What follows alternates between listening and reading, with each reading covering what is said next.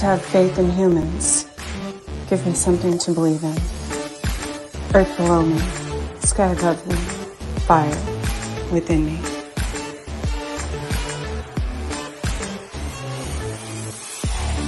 Brought to you by UPRN Network. I'm Trish Mo, and this is The Missing Piece.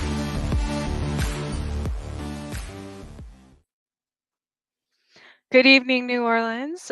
I'm your host, Trish. This is The Missing Piece, and we are broadcasting live on 105.3 FM and United Public Radio Network. It is, I almost said August, it is September 12th. And I do want to, I know there's a lot of listeners, viewers in other countries. Our condolences go out obviously to the Queen. Profound life she lived, and an amazing woman, as well as we here in the US, we always like to remember 9/11, of course, which was yesterday. So tonight I am super excited to because this is something that goes back to as you all know, I typically have guests that I'm intuitively led to, and that are very personal to me. And so this goes back to my childhood even.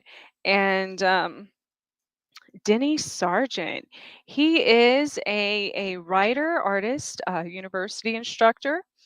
He's got his bachelor's degree in education, master's in history and intercultural communications. He's been involved in international education most of his life, written several university textbooks and sets of international curriculum. He's been in the magic world. He has been an initiative or an accepted member of so many different, Denny, there's so many things you're a part of. It's amazing. When you get older, you join a lot of groups, you know. So many esoteric traditions, groups, including but not limited to. That's a long list. Welsh traditional craft, Church of All Worlds, Church of the Eternal Source, the Typhonian OTO. Mhm. Is that And the current OTO as well. Nath Tantrika lineage? Right. I'm an initiate tantric since 1980. Nice.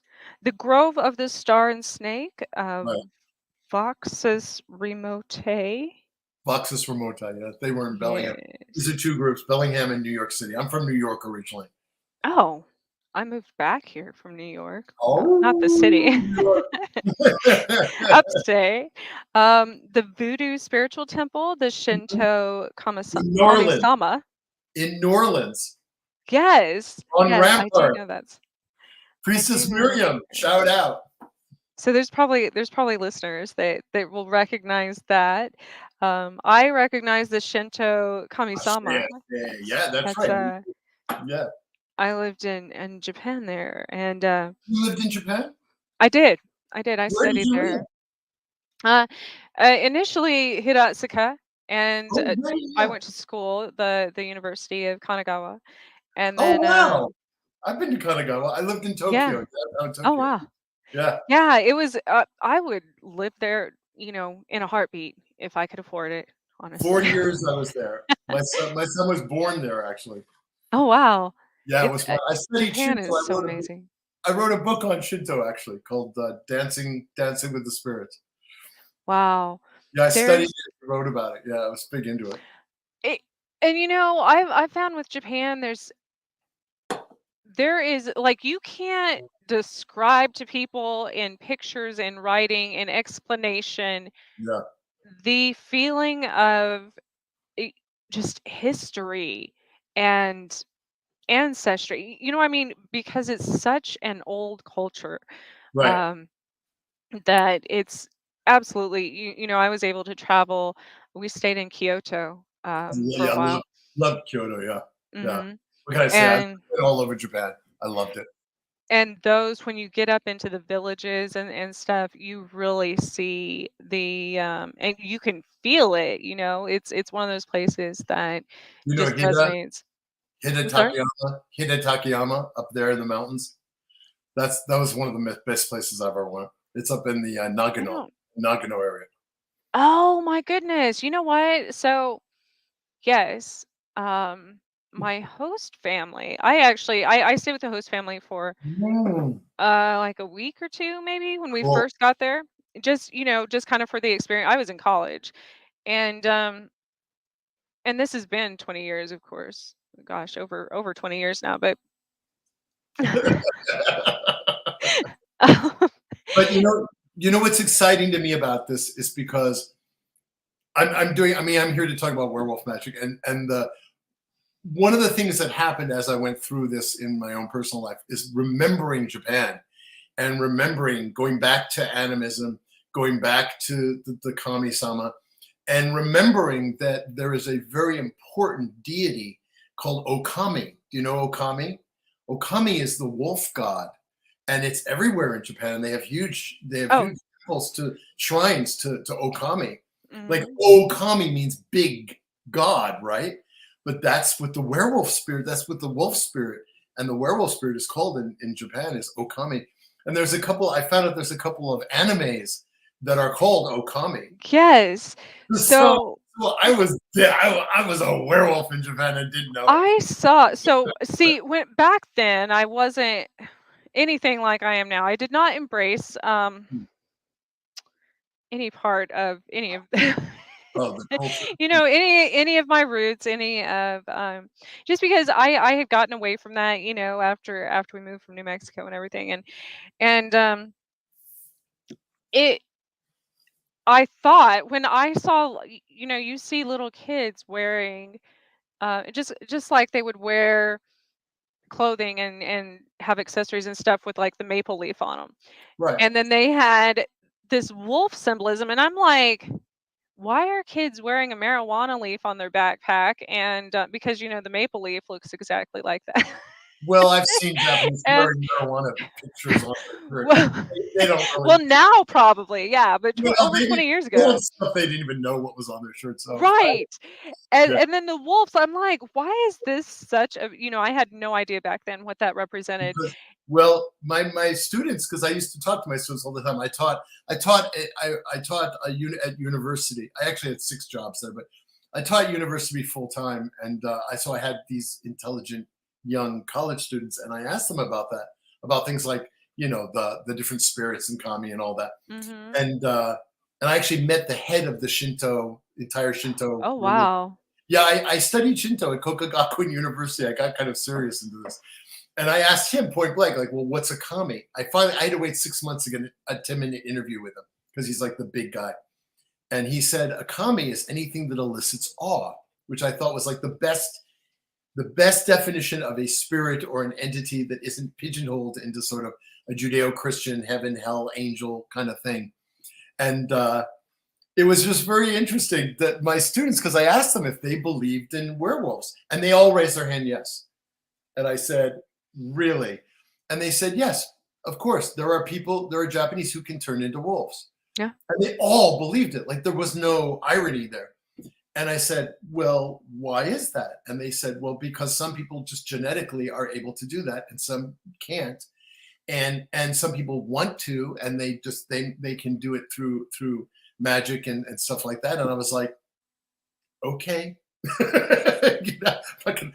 And that got me thinking. And then I went to like Okami shrines and saw like the wolf spirit along with the rice spirit, along with all the different spirits, Hachiman, the spirit of battle and war. And then, Inari Sama, who you see in all the anime now, is the fox, she is represented by a fox spirit with 9 tails, right?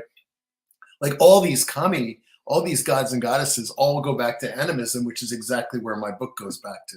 That's so I've So been doing a lot of stuff, and I finally came back around to the primordial animistic traditions. I was gonna ask where your journey kind of began in werewolf magic. You obviously you told a lot of that um, Yeah, from right. your time in Japan, but was it at like when you were little? Did you have um, I is your always family? Did that come from? I've always been interested in psychic stuff. I got Okay. initiated into witchcraft when I was 14 in New York City. I had to get a letter of permission from my parents. That was really funny. And I've always been attracted to things, and I've seen spirits. I've had some moments where I actually saw some things. That's a long conversation. I won't go into it, but I've always been in touch with sort of occult stuff. My parents Hmm. never understood, but I glommed onto friends in New York who were my age. This is like 14, 15. We were teenagers, and we were all in that world. And I've come to believe and had this conversation with multiple people that people are either in that world or not in that world. And usually when people find out they're in that world is puberty, right around puberty, right around 10, 11, 12 is when Yeah. I've asked this question because I'm into asking, like I'm a university professor, and so I quiz people. When did you know? And everybody tells me the exact same story. So we are, whether we're reincarnated or just have propensity or I don't know what, but so I've always been interested in that, and I've always liked werewolves. I'm a bit of a wild. That's just kind of I'm not very Apollonian. I'm definitely more Dionysian, but I also was a punk rocker in the 70s in New York, so that didn't lend itself to like niceness. But how I ended up with this actually was much later. It was just about 5 years ago. I lost everything. I lost my job. I lost my wife. I lost my house. I lost most of my money. It was just a series of horrible things that all happened at once and left me utterly despondent and utterly doubting like all the spiritual stuff I was doing. I do tantric meditation every night, and I was completely at a loss. My best friend got early onset Alzheimer's. I stayed with him and watched him die. And so I went Oh. through all this horrible stuff. And I reached kind of the bottom of my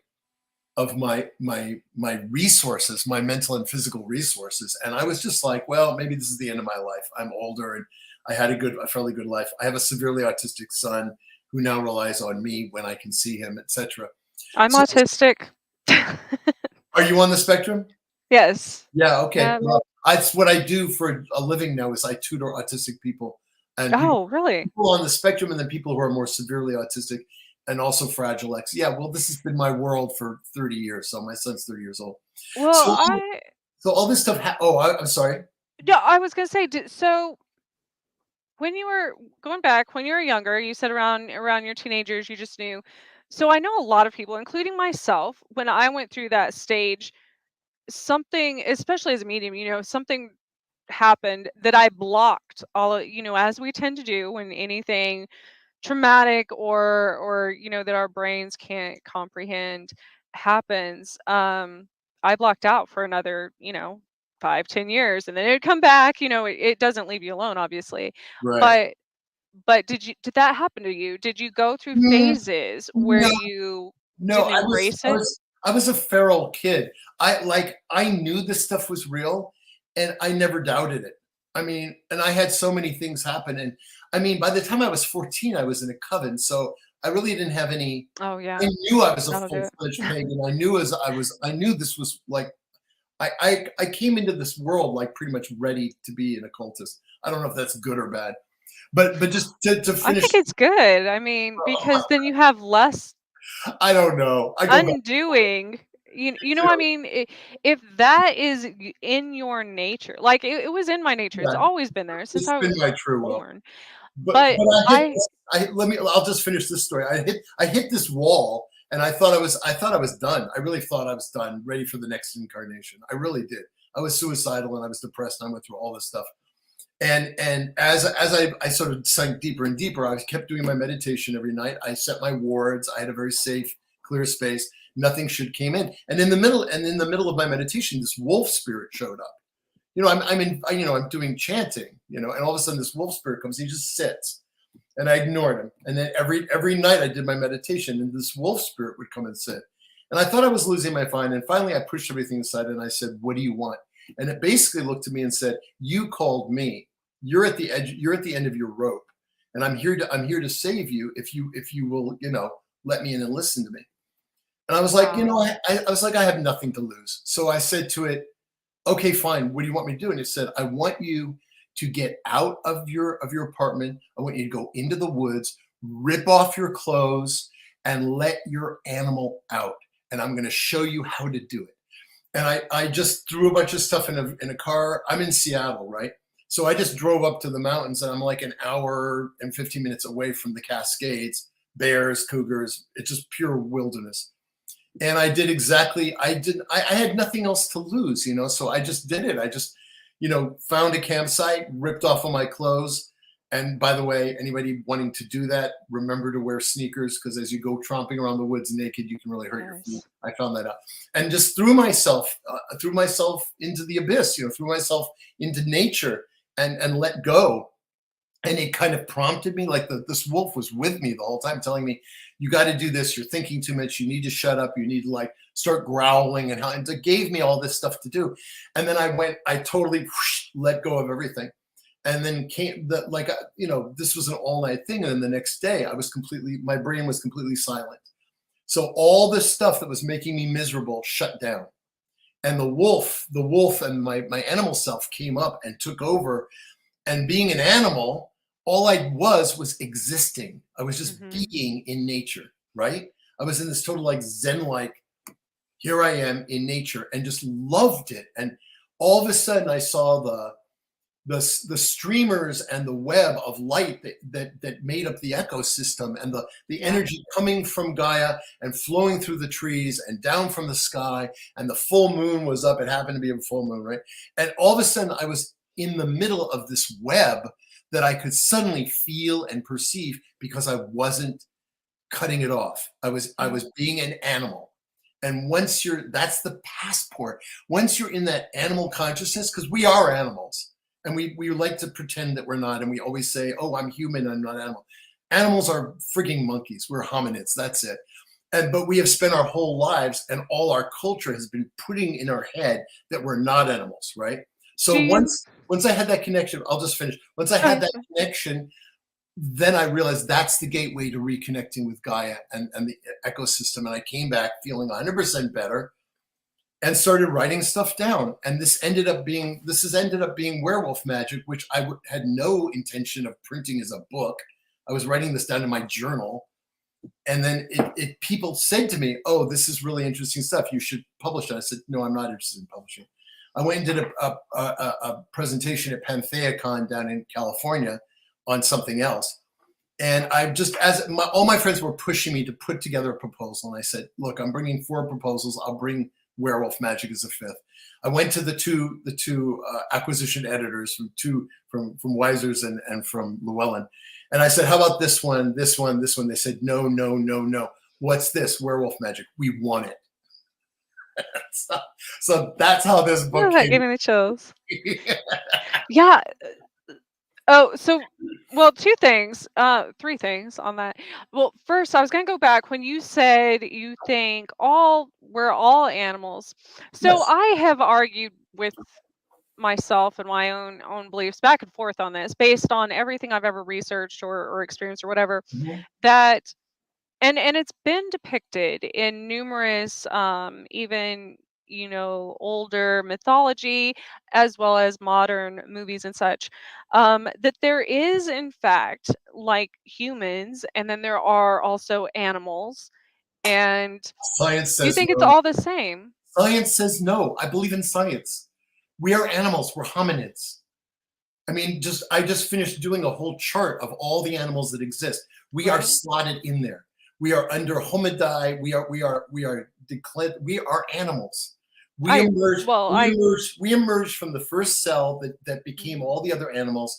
In our DNA, we contain all the animals from the first cell.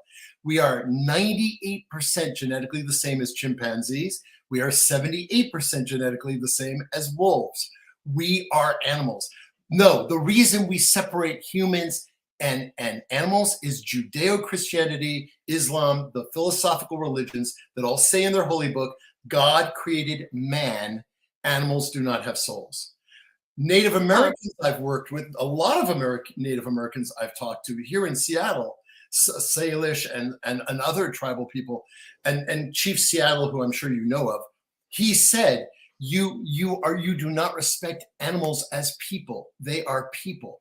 They are people who saved us and helped us because they showed us what to eat and what not to eat. They showed us how to live within nature and how to work with these things. I have a great quote from Chief Seattle I can read you where he says, you know, you white people are doomed to be, you're going to die because you're not listening to the animals. They contain the wisdom of nature. And you are just going in and cutting trees and killing things because God said to you that you get to control the world and that animals don't have souls. The reality is every tribal culture, I've been to like almost 30 countries. I've hung out with a lot of tribal cultures in Guatemala, in Thailand, in rural Thailand, lots of different places. You go to hang out with tribal cultures, they believe that animals are their brothers and sisters. Oh, And, absolutely.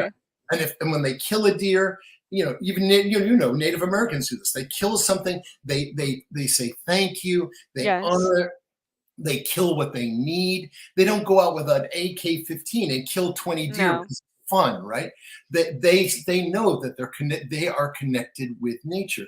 We in our civilized quote unquote world have utterly disconnected from nature, which is why you see people hiking on these trails and throwing garbage. You see Yep. people, we knew that global warming was coming. We knew this Yeah. in 1980. We've done nothing because in our mind, we are above it all. We are not animals. We are anointed by God. God will take care of everything, which is what a lot of people say. I think Gaia is here to take care of us. Yeah. I Every tell people that all the time, you know, especially the older I get. And I have proof and I tell people, you know what I mean? I'm like, you cannot. I don't care whether you're building a house. I don't care if no, you're starting a camping and starting a fire, whatever you're doing that is, you know, we should 100% respect the land, respect its fertility, respect all of the things in that's nature that right. we're given, and ask permission. You know, people say, well, Trish, especially in our network, you know, paranormal and stuff, people are always like, well, why don't these forest elements affect you, Trish? Why don't they attack you? Why don't they do this? Why? Okay, well, there's a difference between I don't go stomping around disrespectfully Right. and, you know, throwing out trash and cigarette butts and things like this because and I try to do some, you know, give back as well, Right. like bring Exactly. offerings and or pick up trash or whatever, you know. And so because I've always done that. I've always developed this relationship I end with I end everything. every single ritual with to you, from you, all things, Gaia.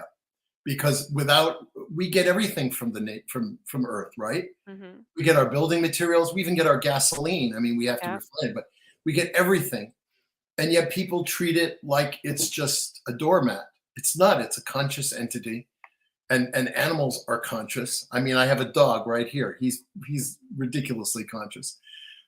We have this arrogance that we are the lords of the earth and nothing else matters because we have souls and they don't. All of that, I think, is BS. I think all of that, we've been programmed from the time we're born Yeah. into this. And the only way I actually realized this was living in Japan for 4 years outside of a Judeo-Christian bubble and suddenly realizing that it permeated every single facet of my life, my whole life. And being in a country that believed in spirits and nature and animism. I mean, they're not perfect, obviously, in Japan, but still, it popped me out of that.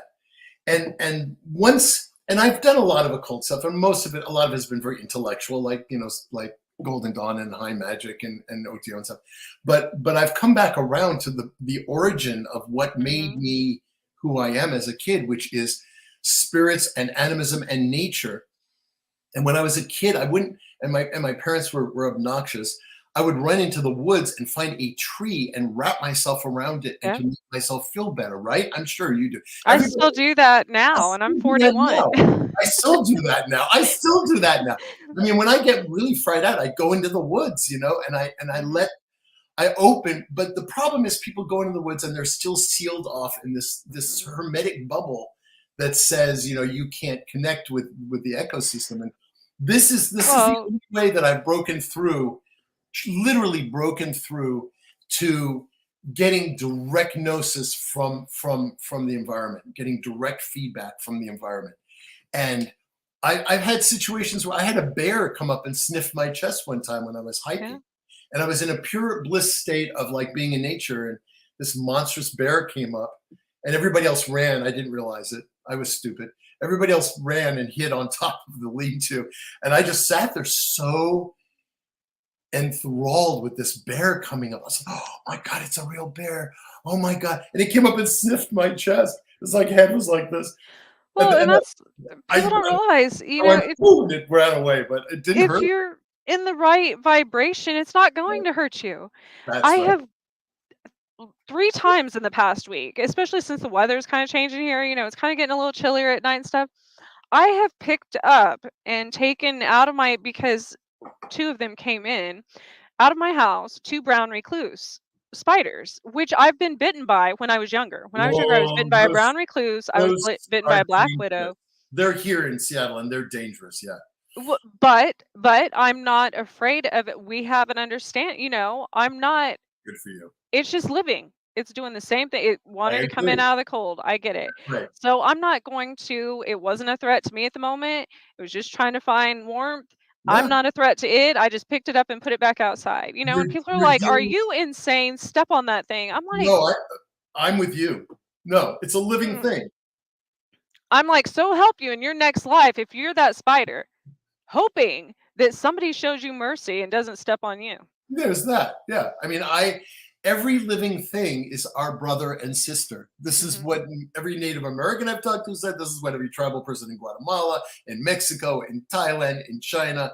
I mean, in Australia, talking to Aboriginals in Australia when I was traveling there, Oh they my all gosh, I are want to go like, there. we are like this. Yeah, you should go. It's fantastic. We're all interconnected with animals. We are animals. They are part of our world. The fact we've Yeah. cut them off has left us blind and our senses are dulled. And when I go into a trance state with werewolf magic, which you've read is a fairly straightforward. I research this seriously. I have a master's in ancient history. This is my thing. I was going to say, because when, you know, when I printed it off, it prints from the back first. So when I was waiting for the other pages initially, the bibliography, I was like, are you kidding? You did so much research. I know, and people look at my book. They're So like, much "Well, research. that's a flaky book." I'm like, "No, look at the No, like bibliography." there are some amazing, y'all. This is, It's um, serious stuff. I have to really yes, talk to people to get them to like get past the title, you know. But yes, there were werewolf cults from like I found the first image I have. I would love to show it to you. Is a cave painting. It's 40,000 years old that shows a werewolf, a guy with a wolf head hunting with a spear.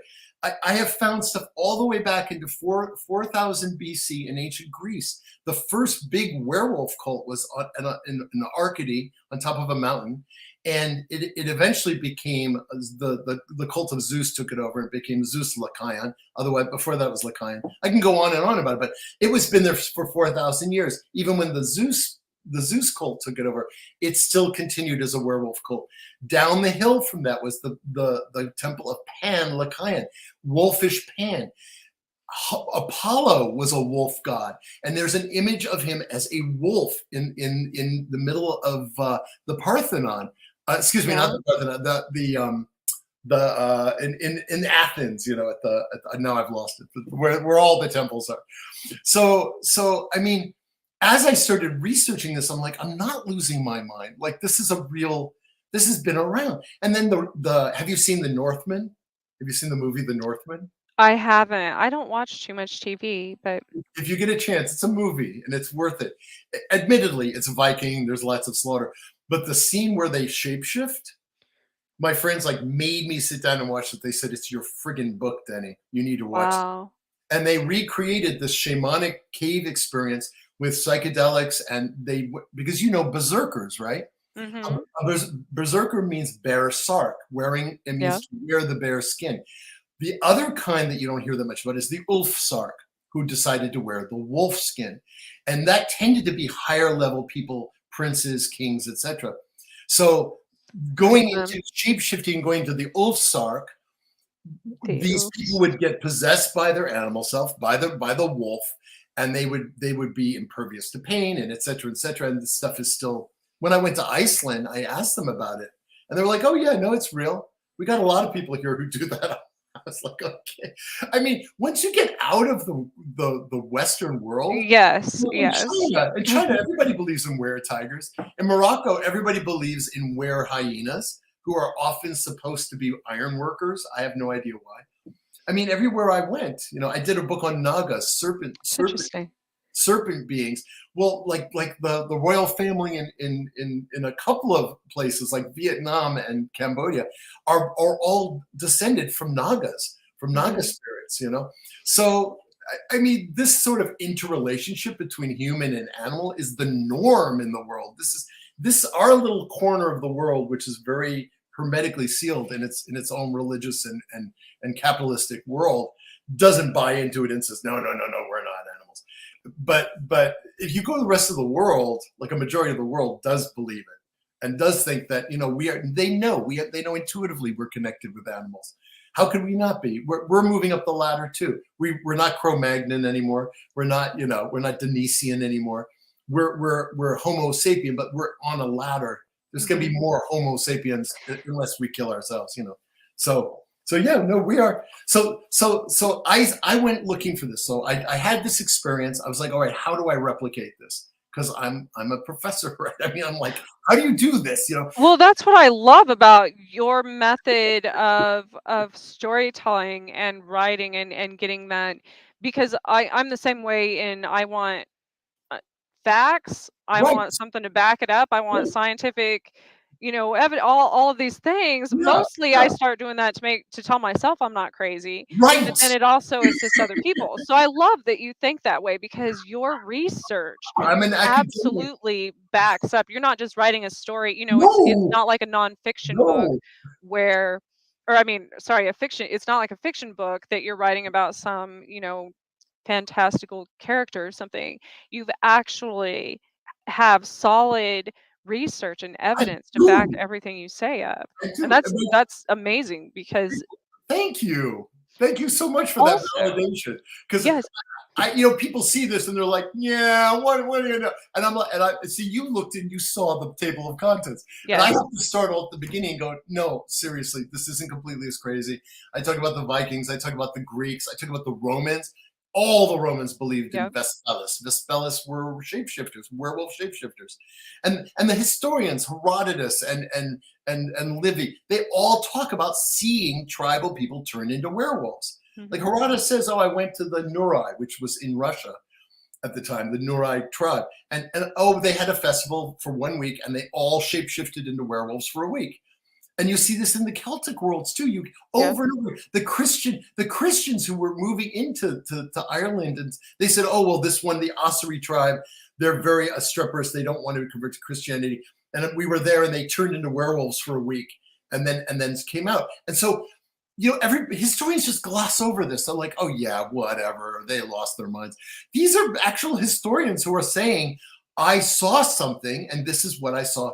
And they were pagans, so their view was like, okay, these people were possessed and shapeshift into wolfish people, and they lived that way for a week and probably had a great time, and then mhm, came out of it.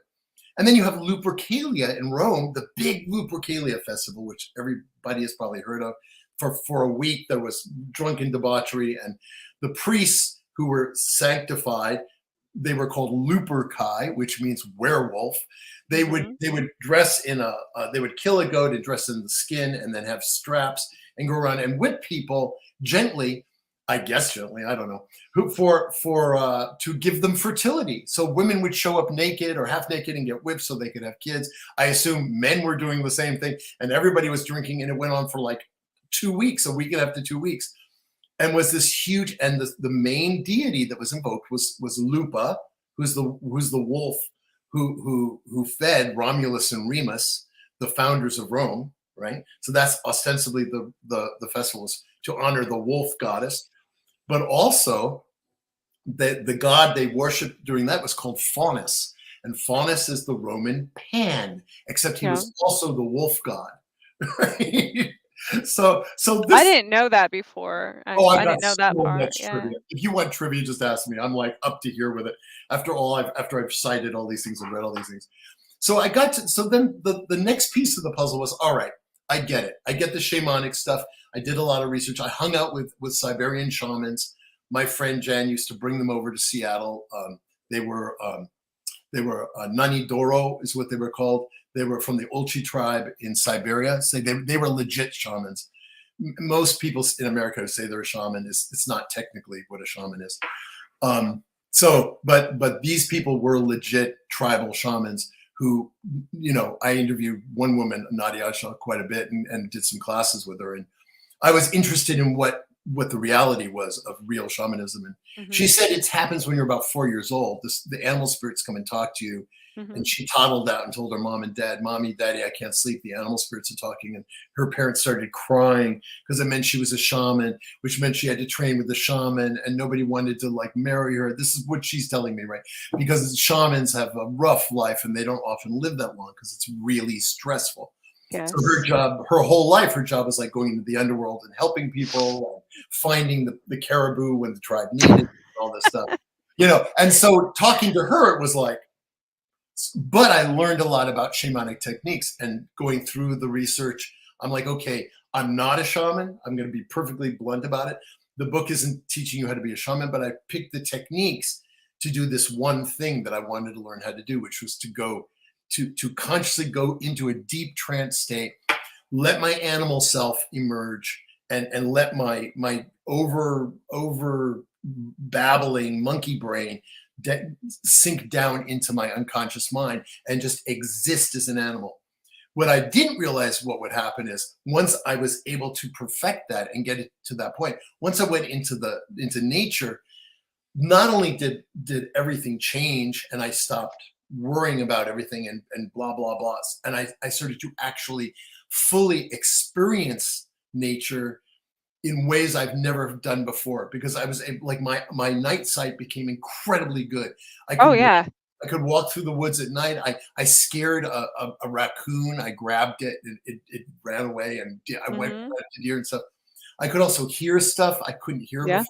All my senses went insanely active, and I could smell where water was. And then I would sit and I could see the etheric and astral tendrils that held the whole ecosystem together. And it was just like tripping, it was like the most amazing thing. And that scared me at first. Did that scare you? Because it's I was past, when I was really in that state, I was past caring about anything. Well, I don't know that I was scared, but I was like, maybe we're all dead. Maybe this isn't real. Maybe, I wasn't really scared as much as I've done enough psychedelics and didn't scare me. But plus I was in a deep depression. I was like, what's the worst thing going to happen? A cougar's going to kill me and eat me. Then I'll move on and I'm done, So I was in that state of not caring.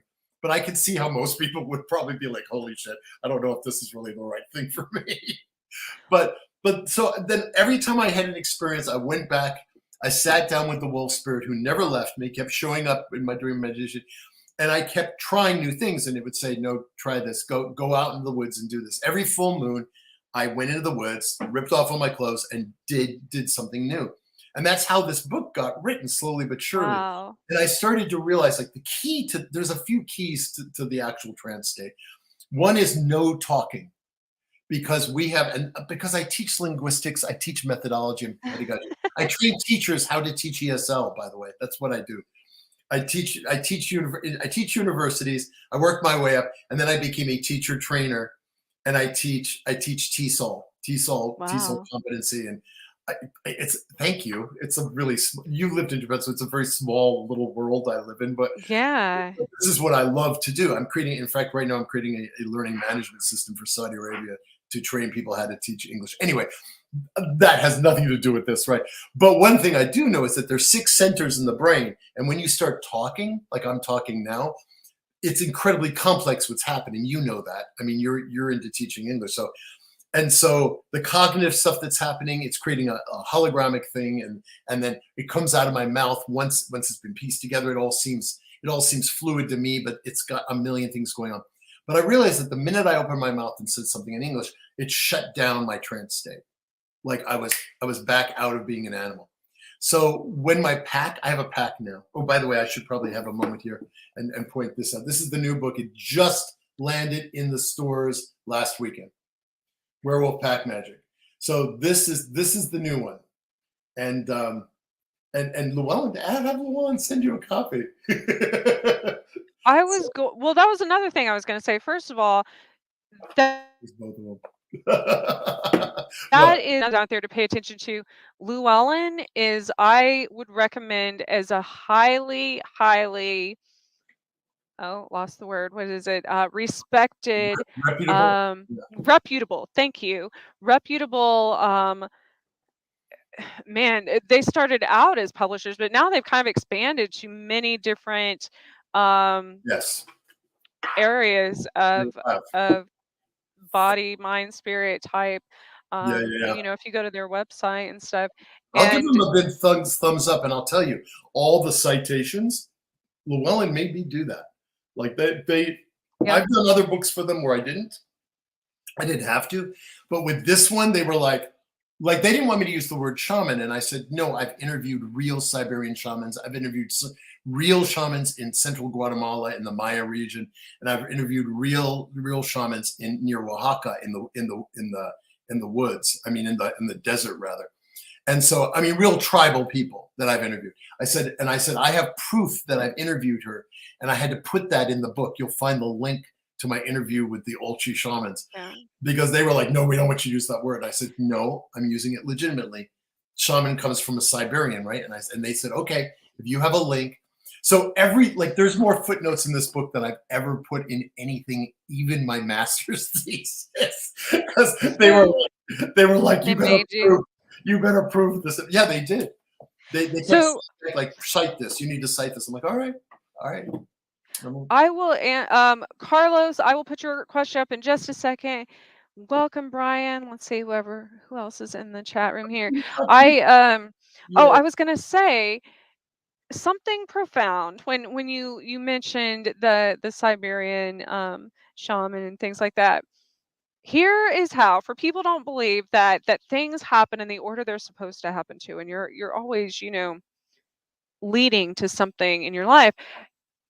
It was during the wolf moon. Okay. I have an art studio, and I went there and decided one day I just broke out my paints and started painting a wolf on the wall, right? Nice.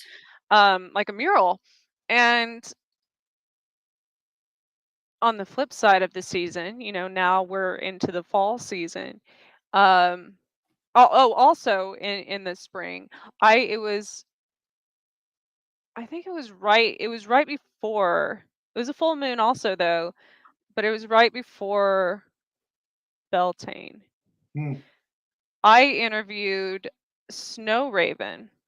She's from Arctic Siberia. She does the I don't know if you're familiar with her. Amazing, talented. She does trance singing through animal spirit. It's cool. Absolutely amazing. That does sound amazing, actually. She looks exactly like my tattoo, by the way, that I showed you. I didn't know that before I got this either, that I would be interviewing her a few months later also. And so that happened back then. Now moving forward to now, when I found your book and everything and messaged you, it was Friday. Friday was September 9th. And, I had started reading your book. This one, right? Yes. Yeah. When you sent it to me, I started reading about Tuesday, Wednesday of last week. And Friday, I was like, you know what? I haven't even attempted to call animals. I've gotten away from that since I lived in the mountains when I was like 4 years old, and I went out and I had a lot of stuff to do last week too, but I'm like, nope, and disconnect from everything and I did that Friday morning, and I will tell you it probably absolutely saved my life. And I want to tell you why it saved my life. Because I've had a heart attack multiple years in a row on September 9th. Whoa. And I did not this year. Call on those animal spirits. Yes. Especially your wolf. And You got a wolf on you. The yeah. wolf will protect you. The wolf will. The wolf. I have never been. The wolf has never been my icon, but it came to me, and it's now one of my animal spirits. It's my chief animal spirit. But it will give you strength, health. I mean, it's gotten me through. I had a cracked vertebrae about a year ago. I was like bedridden for a long time. I could barely walk, and the wolf spirit kept coming to me because I was like, oh my God, I can't do this. And the wolf spirit's like, shut up, you're going to do it. You're going to do it. You're going to walk. You'll be fine. Because I didn't know whether I was going to walk again. And I did. And I'm fine. I mean, I'm older than I was, but aside from that, I'm good. By the way, I just want to point out to people at the bottom that there's a scroll here. I have a ton of stuff at werewolfmagick.com. I have lots and lots of stuff, including chunks of the book, ways to do shape-shifting, articles about witchcraft and werewolf magic, because very few people know this. 50%, I didn't know this until one of the things I did, you read my book, but one of the things I did was dig deeply into the werewolf trial documents. And I found that around 50% of the witches who were captured by the church and burned alive or killed were also accused of being werewolves. And that shocked me because you never see that.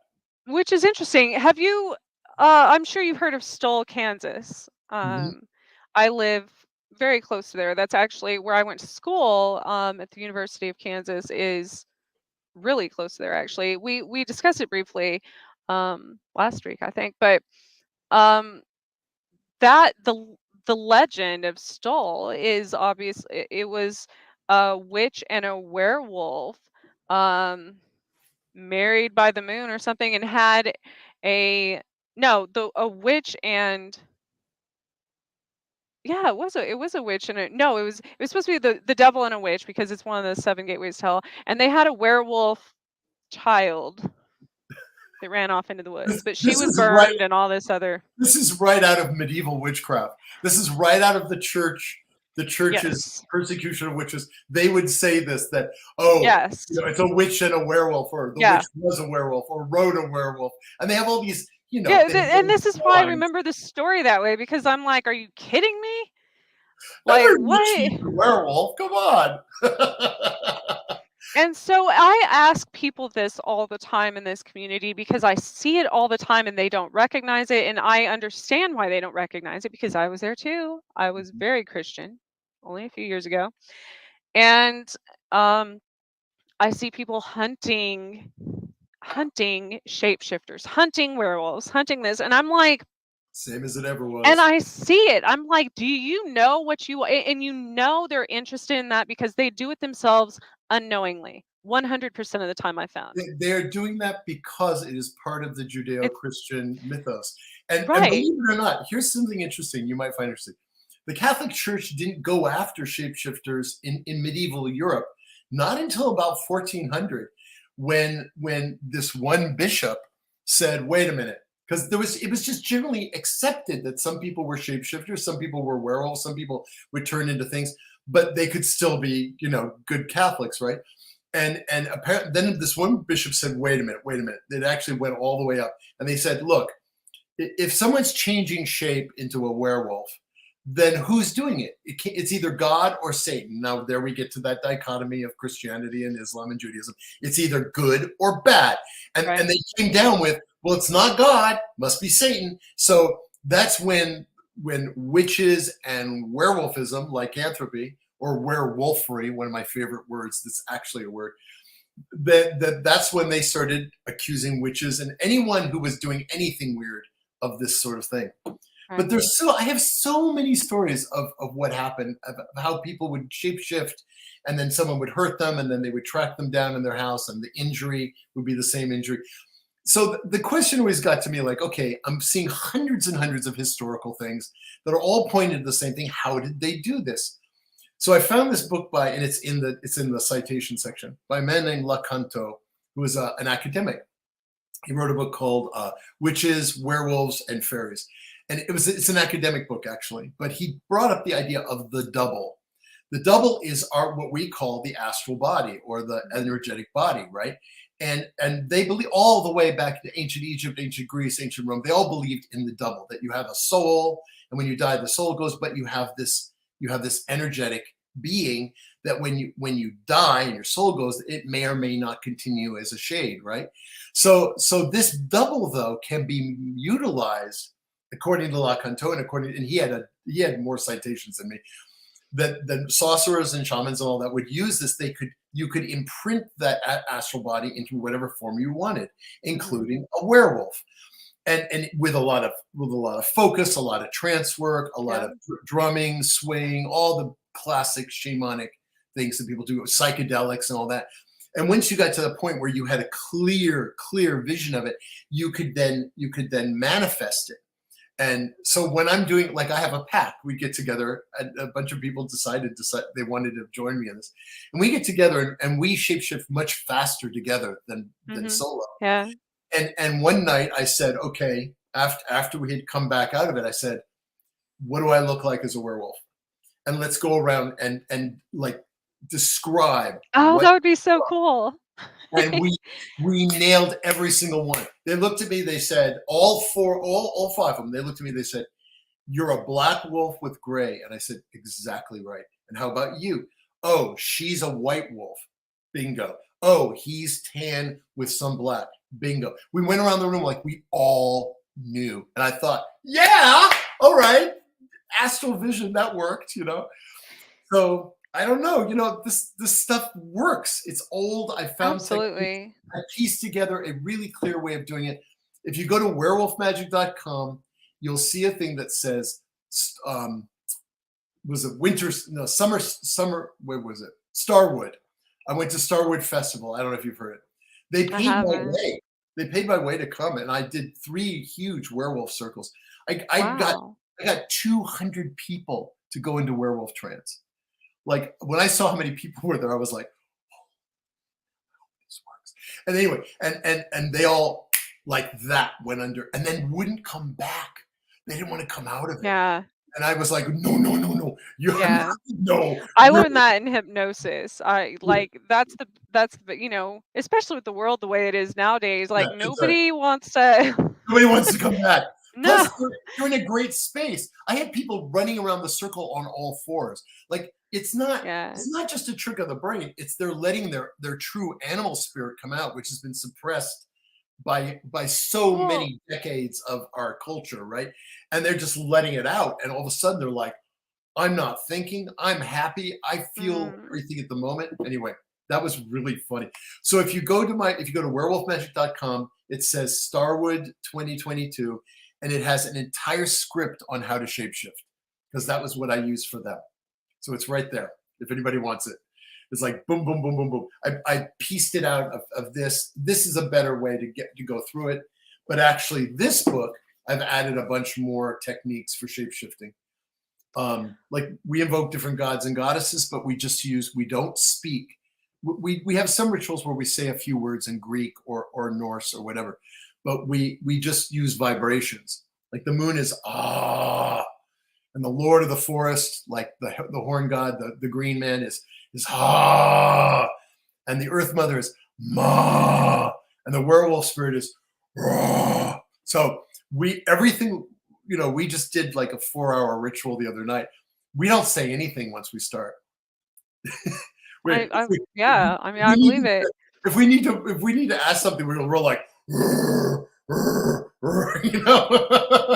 And that's interesting. So I even recorded because my daughter, she and my sister came over the other day, and she's like, "Oh my God, that's crazy accurate. You sound just like a wolf." I was like, "No, I haven't howled like that in forever." But when you look, I had been listening to drum music. There was a distinct difference in the vibrational frequency, because you can see on a recording, how the different octaves and the different range. And I'm like, that's interesting, the before the drumming and the after. Yes. The difference in the real quick, just I want to station identifications 105.3 FM New Orleans, United Public Radio Network. We are also broadcasting live on Paraflix. And I want to thank Carnation for sponsoring my second hour. So Nice. back to it. Carlos, if you are still in the room, let me put this up there. He has, let's see if I can show that. Oh, that's interesting. That's a good question. I mean, I'm approaching it like anyone can do it. And like I said, I had 200 people and they all went under. They all went in, they all were able to pull up their animal self. I think some people have more propensity than others. I do think, okay, so I'm going to say that I have some sort of genetic lineage in terms of occult stuff, because we were just talking earlier about this, that most people who are involved in whatever it may be that's sort of occult or hidden or psychic or whatever, most people right around puberty seem to know that they are different. So I think a lot of the people who have been attracted to werewolf magic are people who are already involved in paganism or witchcraft or occult, like other occult things, psychic stuff. So like I went to this festival that was all pagans, basically a pagan festival. So all the people that came to my presentation were already doing nature religions and already in that space. I don't know. I think if I took a bunch of bankers and and stock exchange people and tried to do it, I don't know. I might succeed. I don't know, but I think the headspace might not be exactly the same. I don't know if he's asking if there's different bloodline. Are you asking, are there like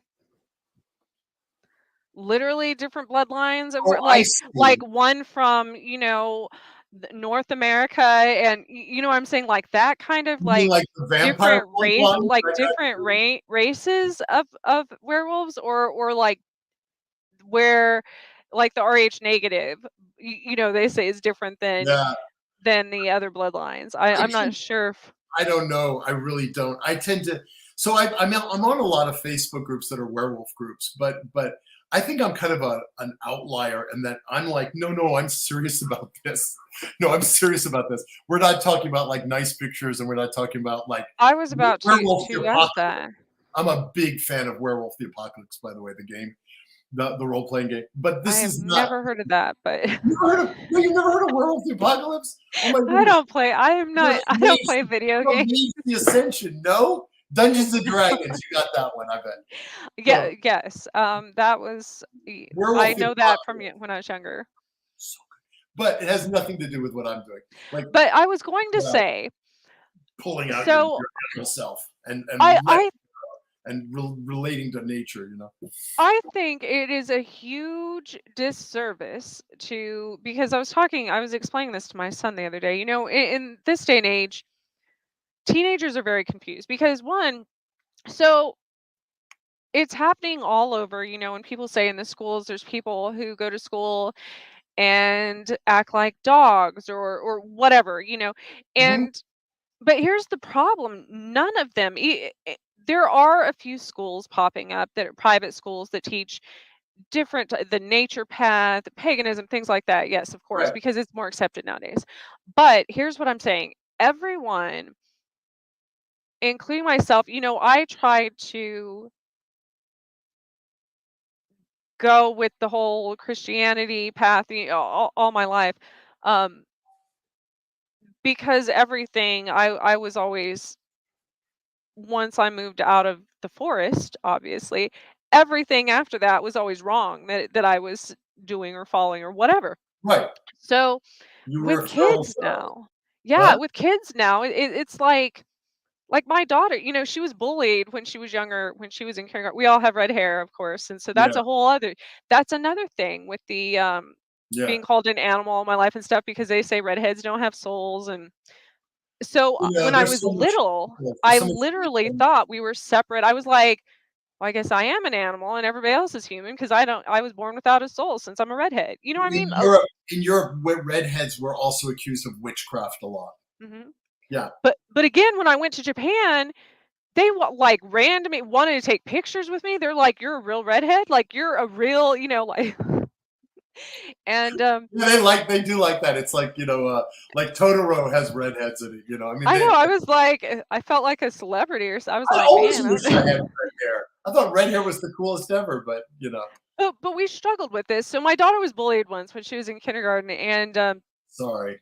I I had the day off, and I worked the night shift usually, so I slept during the day a lot. And she comes home from school and she's telling my mom, she's like, "Grandma, I had a good day today. Mom went with me to school," just like it was nothing. She's like, Mom went." My mom's like, "What are you talking about? She was here all day, like she was sleeping. She's like, "No, she came to school with me." And she like skipped off, like, and that's the innocence of children. Like No, she it's because mom was 100%. I mean, she was because right. mom was with her on the Yeah, astral mat. That's right. That's how yeah, that works. I'm telling you. No, because I'm a dad. Like, I have been in that situation. Because my son's severely nonverbal autistic. He's severe. He can't talk. So there have been many times when I knew my mojo was with my kid who got, all kinds of yeah. grief. I'm gonna turn on another light here. It's getting dark here. It's so weird living in the Northwest. It's we have like 12-hour days in the summer. It doesn't get dark till 10 o'clock. And then Do in the people winter. do people ask you if that's from Twilight? No, actually, almost no one's brought up Twilight. Thank goodness. Well, yeah, I was gonna say because they were in Seattle with the werewolves, I the know, I know, I know. I So, had to. So I wanted, let me just say a couple of words about this one because this is completely different. So this one is about pack magic, and it's called the Shapeshifter's Book of Shadows, because this was really a solo thing. This was me doing my thing, and then surprisingly getting offered a book deal and realizing, oh my God, now I have to write it. And then I wrote it, but I wrote it from a point of view of like, okay, I've discovered this, I've researched this. Many times I've tried to get it so it works, and I have a system that works that will get you into that werewolf shape, that consciousness, and then you will have, it will make you feel better. You'll be able to release all the crap that's stuck up here, and you just shut it down, and when you come back into it again, you'll have a reset. It's amazing because I don't know anything else except maybe strong psychedelics or something that gives you a complete mental reset. Whenever my pack does this, the next day we all text each other like, oh man, I feel so much better. It's a way of letting go of this stupid human brain that overheats and makes us crazy and older and upset. But once I started working with other people, I realized that there was way more nuances and there was way more to it. And that's why I ended up writing this book, because it's got a ton of spells, rituals. It's got a whole oracle deck in it that we used the other night. Actually, I said I got out the oracle deck. That's just a picture of it. Let me see if I can get it. That's a picture of what the oracle deck looks like, but it's actually a whole deck, and I'm having it published right now actually. And it came slowly but surely over the last 5 years. These images came, and they all mean something. And so before we began, I said, "You want to pull a card?" And they said, "Yeah." Somebody pulled a card. And I said, "Oh, it's basically renewal and healing," which all of us went, "Oh, we all need that." So that was what we did with our werewolf thing. And the moon was red and perfect, and it was fantastic. And even though there was we're having a lot of wildfires now, so the air quality is really poor here. It's kind of a little bit spooky, but the moon was fantastic. Everything was fantastic.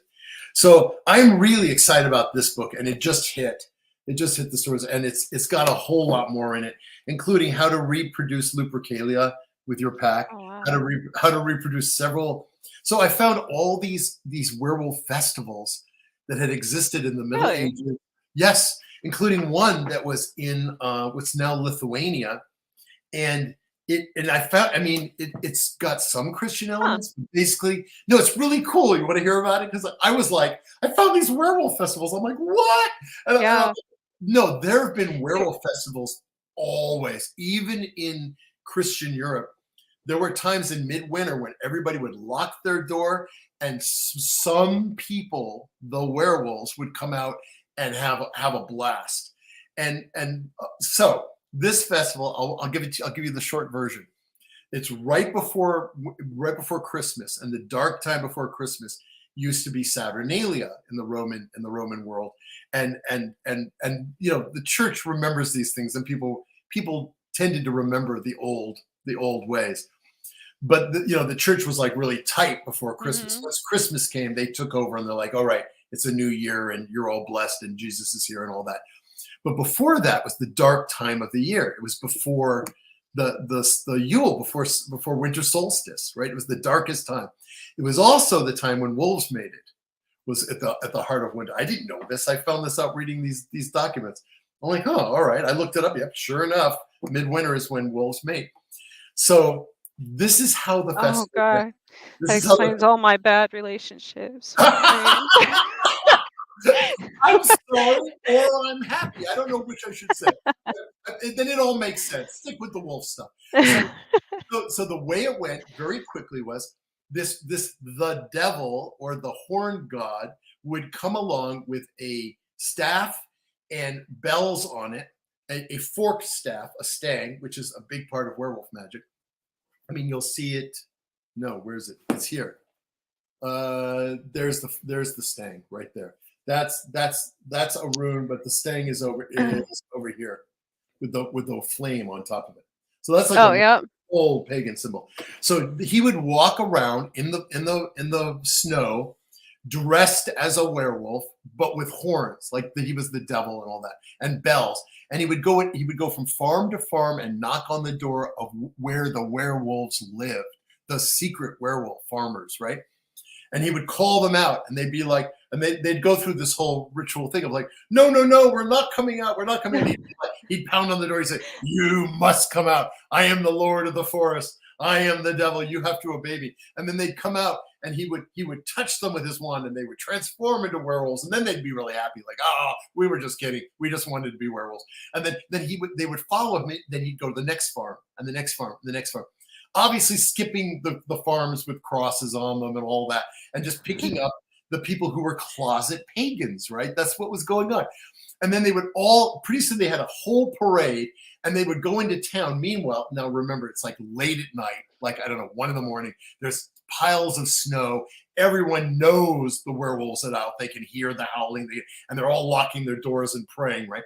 And they would go to the tavern, break into it, and eat all the food and drink all the beer. I am not making this up. I was about to say, this sounds like something my friends and I would do in the middle of winter, in like upstate New York in the snow. Right. Oh, yeah. You know, I lived in upstate New York. I went to Oneonta College and Geneseo College. Really? Yeah, I lived in Watertown and Buffalo. Oh, sure. Hello. I know both those places very well. So yeah, I spent 4 years in upstate New York, so I know snow, you know. That's why I live here, where there is like this much snow. Yeah. So they would do this, and then they would maybe kill a goat or a cow and cook it and eat it. Cook it. Notice they're cooking it, right? But they would never ever kill a person. And all of this is being written down by a bishop who's writing down about how angry it is that this festival is still going on and that the church hasn't put an end to it. And he goes, well, they don't kill people. They vowed not to kill people, but they'll kill a goat and a cow and eat it. And then they break in, they drink all the beer, and they take all the food. And then they would go someplace and have a big party. Like, of course, like one does, right? And then when the church bells started to ring, right, at dawn, like Christmas Day, they all had to run back to their house and shapeshift back into being normal farmers again. And then the devil who had one good foot and one hoofed foot, right? Yep. Like Pan or whatever, right? And he would kind of walk off again into the sunset until next year. Isn't that Krampus. Great? So I have an entire script on how your group can do it. Wow, that's how to build a fire, and like, please don't break illegally into bars, but maybe set up an appointment that you're all going to take over the bar, you know, or whatever. Anyway, so I have several in here like this. I have a bunch of festivals to redo. I have a whole lot. I have for the pack. I have a ritual for blessing a newborn, for marrying two people who are werewolves or who identify as werewolf people or who are interested in that. And I also have a great funerary ritual because I've had friends who have passed away, and how to honor them in traditional ways that connect with a lot of the older traditions. So I got a lot more going on. tended to go a little bit nuts with both of these books. But again, there's citations throughout the Greek, the Latin, the Norse. It's all there. So, And so something interesting, you know, I'm a Chimera, so I've always been confused on which I literally have different bloodlines. So yes, in that aspect, I think, you know, one side of my family was probably on the wolves and the other side was, you know, at war with each other forever. So I've always never fit in anywhere and kind of gone both ways because my two different DNAs and everything else. But one thing that really stood out to me because everything from that moment resonated, and I don't know if anyone's ever discussed this or brought it up. It's something that has been brought to my attention intuitively over the years is back when, you know, I've had numerous abduction experiences. A lot of those like the, I've gone over like the military abductions and stuff, but there was a comic book. I don't remember where I saw it. I don't remember where I read it, but it was before this major event happened a few years ago. And it said they electrocuted werewolves to keep them from transforming, which is which is interesting because I have been electrocuted. Let me tell you, numerous. You know, a lot of times when people get abducted, they'll tell you that they'll say they were shocked. They were, which is what people would do to animals. well, it Technically, brings you we use like cattle prods and stuff. You know. it brings you back to full consciousness. Yeah. Yeah. So yeah, I mean, if I was doing my werewolf shapeshifting and somebody hit me with the taser, yeah, I would come right back and punch him out. Yeah. Yeah, that would be that would be So like, and so boom. and that's exactly what I thought. I started thinking about scientifically. I'm like, wait, okay, yes, I read this in a comic book, but that makes sense if Yes, you're talking about, you know, people that are used for different you know, like remote viewing and things like that as far as right, psychics go and right. stuff. I've been So I'm like, I, and I've been then I've been praying for an alien abduction. This is as close as I'm probably going to get is going to becoming a werewolf. but there were other things that, so every time, you know, going back to even the experiments they used to do on like the CIA with Oh yeah, yeah, yeah. the This man who yeah. was in the, you know, he didn't know, I don't know if he was, There was a I movie about it. was there, Goats, I haven't something seen the about goats, movie. something about goats. Goats that, you know, I can't remember what it was, but there was actually a movie made about the Really? psyops, about the psyops. Yeah, you should watch it. It's great. I was George Clooney is in it. But well, the guy that great. you know, jumped out of the building, the Yeah, yeah, window. yeah. That was the He kept saying right before he died that he kept hearing wolves outside of his window. Now, so I did more, I wasn't was me. like, I went through this whole down this rabbit hole. I was like, wait a minute, I've read that somewhere before, you know, when something like ding ding ding. And it's happened in numerous experiments of theirs. They hear a wolf Really? outside their window right before either something is done to them or right before they die in some way, you know, in these experiments and stuff. And I'm like, this is interesting because as you said, you know, all these times in my life, that's how it started for me. I started hearing wolves outside my window, like not like normal wolves, like these were I have a right there. story. I have a story. And other people were there. So it wasn't just me and I wasn't going crazy. Right. And I'm like, but if this is happening with these government experiments, and they would say that's because the person was hallucinating, it was the LSD, it was this and that, but it's happened to people that weren't on anything. So I actually have a theory behind this. And I actually, now that you're saying it, it kind of makes sense to me. Keep in mind that wolves are the only animal that actually adopted us and became dogs, right? They're the only ones. In fact, I was just reading some history about it, about, you know, like why did wolves decide to adopt us and how did that help us? There are historians now who say that we would not have made it. We would not have survived as a species without those wolf dogs because we have no real sense of smell. We have easy to puncture skin. We have Yeah. no claws. That these dogs, they were wolves when they first, you know, decided to join us. They could find the caribou. They could find the mastodons. They protected us from predators. So my belief system in this is, why did a wolf spirit come to me and save my life? Why? Because I mean, I've always liked wolves, but it was never like a big thing for me. I think the wolf spirit exists to help humans. And I think it has since the dawn of time. It has since we were Cro-Magnon, since we were Denisovans, since we were Neanderthal. Yeah. When that there has been a simpatico connection between us and wolves, hundreds of thousands of years old. And I think that wolf spirit coming and howling when someone's in danger is exactly what those wolves have done for tens of thousands of years. So, I know I'm pushing it a little bit in terms of spirit, but it makes sense to me. But they were all on the edge, they were all at Right. the end of their rope, And quite the wolf, literally. and the wolf spirit to me, I'm just going to say what my thought is. The wolf spirit came to them and said, "Look out, look out, and wake up and come back from wherever you are, or protect yourself." Because just think about it. You're in a cave with other people, 10,000, 100,000 years ago, and all of a sudden the wolf that's been sitting by the head at the entrance of the cave starts barking and howling. Everybody's up with spears, right? And so that has got to be some sort of primal thing, and it's got to be around. My dog does this. Somebody, Amazon drops a package off. My dog pretends it's like the end of the world and attacks the door and starts barking and stands in front of me. No, don't let Amazon come in. So, I mean, these things have lasted thousands and thousands of years. So that's my general take on it. If I'm going to go on a limb a little bit. Yeah, So that's interesting. I had a kind of a similar experience. I was sleeping. I was in the middle of this werewolf stuff, and my life was just crazy and nuts. And I was living by myself and just in a very turmoil state. And I kept asking the werewolf spirit, like, show up in my dreams, like give me some direct.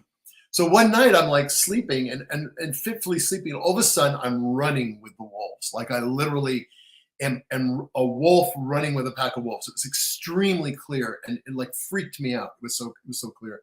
And I'm like, and I felt okay. Like it was like I was accepted. Like basically the werewolf spirit said, "You're one of us. You're one of us now." And I'm running and blah blah blah. All this stuff is happening. Meanwhile, my apartment is in the middle of the woods. It's a strange place, but it's very Seattle. And there's like 70 acres of woods.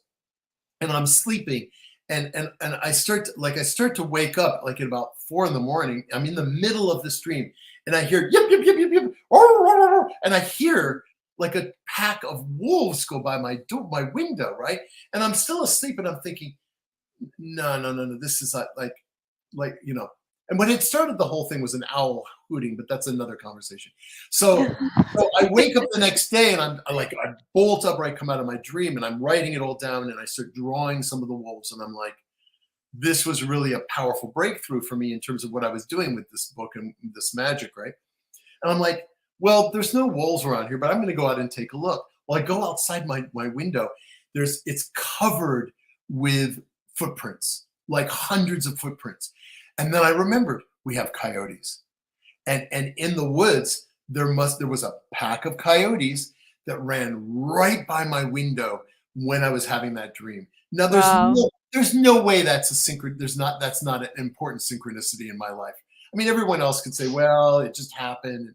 No, they ran, and that dream was all part of it, And I came out of it like, okay, all right. I said, all right, I will write the book. Because at that point I was like, okay, fine, I'll write it all down. It's just for me. Nobody's going to want it. And I lied. People did want it. And then they wanted a second one. I don't know why. Yes, we want more. Well, this is more. I'm starting a proposal for the third one, which is going to expand it from just wolves. It's going to be called feral magic for people who are interested in shape shifting into other forms, other animals. So Same technique, I think. But I was going to say about that. Before I knew that any of that existed in my life, or that I even did it unintentionally or unknowingly, or any of that, there was a lady that lived, my parents, I was watching their house one time when they went out of town, and they lived in the woods, very wooded, property. Back then they had about 60 some acres maybe. Wow. And I've always ran into both big cats and big dogs in my life, throughout my life. Mountain lions, you name it, panthers, whatever. Yep. So Had him chase my car up in the mountains. I used to. They used to chase me, you know. Now people are like, Trish, you're like Snow White or something when you go in the forest. Like all the deer come to me, Yes. all the animals come to me. Yes. But That's back why we're then, talking. It's why you're having me on the show. It's why we're talking. You're like a kin, you know? No, I am like no, a kid. I'm like a you giant are. child. The I most of the people that call me in for interviews are already like have one foot in the animal spirit world. So yeah, good. Keep Well, doing it. so I kept seeing this every night when I would come home. I saw this black panther that people say don't exist here, first of all, and I'm like, of course it exists. I see it every day. You know what I mean? Then my dad, they had security cameras because a lot of hunters would try to hunt on their land because Kansas is a lot of farmland, so not a lot of properties are heavily wooded like that. And so they did get big deer and stuff on their property, and then of course people like poaching Yes. technically. Yeah, Twitch. And so one night I was out there, and so I see the green eyes glowing. I see the panther. Like there's a panther in their, near their yard. And then it was shortly after I'm like, I hear something like little growls, and I'm like, that's not a coyote. And it was a pack of wolves. Oh, And cool. like real live wolves. There was a lady, I In, guess I guess where had was passed this? away. Oklahoma? Kansas. I live in Kansas. Kansas. Yeah. Is there And is there a legit pack in Cam? Is there are there? well, I didn't know that somebody nearby had kept there was a lady that had kept timber wolves. Oh, And I don't something happened to her. She, like she got sick or something, left her home. So they were just left there and got out, and. And so I'm like, oh, okay, so there's go a to panther, and now all of a sudden there's a pack of wolves, and they're yay! like sending a warning signal. I'm like, I don't know who to go to. Stay out of it. Yeah, I'm stay like, out of it. Panther and and so wolves. There's gonna be a yeah, little bit of friction there. It's the cat dog thing, right? Yeah, yes, yeah. and But you just so back off. You guys love you. I love you. I love you all. yes, which is funny now because all of my animals are technically hybrid chimeras. I have a calico cat who was wild. Um, Obviously, only the females are calicos. My dog is she's a Swiss Mountain Dog, but she's also got she's part husky. She's got one blue eye, one brown eye. She's obviously two different a mix also. So I've got all. I'm like they all match my. We're all from different I guess bloodlines if you want to call it that. But it's funny, yeah. So they actually I felt safer with the wolves, I will say that, Yeah, when yeah. I was in their presence, but Absolutely, I would. Wolves don't kill people.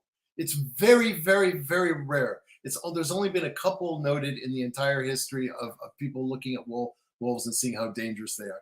And they don't kill other wolves either unless the wolf is going after some of the babies. Wolves are actually they're way more civilized than people are. oh, And yeah. they support each other. And the other thing about like alphas, like everybody, there's all this sort of macho, weird right-wing bullshit about alpha werewolves. By the way, in both my books, I'm pretty straightforward about like, look, if you're a Nazi or if you're homophobic, this has nothing to do with you. Wolves are all different colors. There are gay wolves. Wolves don't share that kind of bigotry and weirdness. But Nothing does aside no, from no, humans. nothing. There is nothing. Humans are, yeah, we are the worst animals. I mean, we really are. I mean, the closer you get to us, the worse they are. I mean, chimpanzees, we're 98% chimpanzee, I always say and they're pretty hard. They're pretty horrible to each other, oh, chimpanzees. yeah. But alpha wolves are actually like this whole thing about, oh, there's an alpha and it's a guy and it takes over the pack and another alpha has to fight it and whoever dies wins. It's a bunch of crap. None of it is Mhm. real. The newest thing that you know what they're calling alpha wolves now? They're calling them the parent of the pack. And that's what it is. I The didn't see that. The alpha is the one who takes care of everybody, not the biggest, not the strongest. It can be a female wolf, it can be a male wolf, and tends to be like, there's some great videos I've been watching of when the pack is on the move, like they're moving to a completely different place. Who's at the very end? The alpha, to make sure the sick and the young don't. I don't know, somebody's calling me, but I don't care. Anyway, you like my ringtone? I was like, I used to do this. I'm sorry I left it on, but it is kind of funny. It fits your show really well. it does. I'm here for werewolf magic. So yeah, when that rings when I'm at school, my students like lose it. They're like, what's wrong with you, Denny? People are probably used to it on my show. Crazy things happen. Exactly. It happens. You're the first show I've ever been on where that went off. So good job, Trish. Trish, you're one with us. Every time you did that too, I'm sure because it was blocking the light on your computer, but like your entire room went dark, like because you're blocking that. Cool. One of us, Trish. One of us, Trish.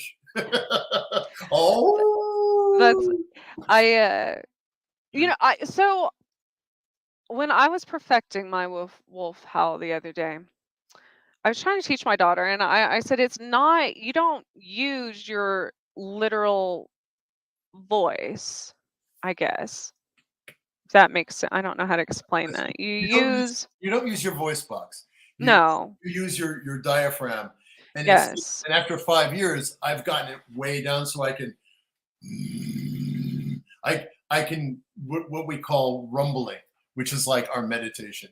I mean, I can walk you through some of the stuff we do if you want to see it, but like I'll walk you through just how much time do we have? I have no idea. We have 20 minutes. Excellent. How about like 5 minutes? I'll walk you through. I'm not going to take you through the whole thing, but I'll show you generally how it's done. And you're the first person I've done this with, because why not? So, all right. So I'm going to stand up. Because I'm fascinated.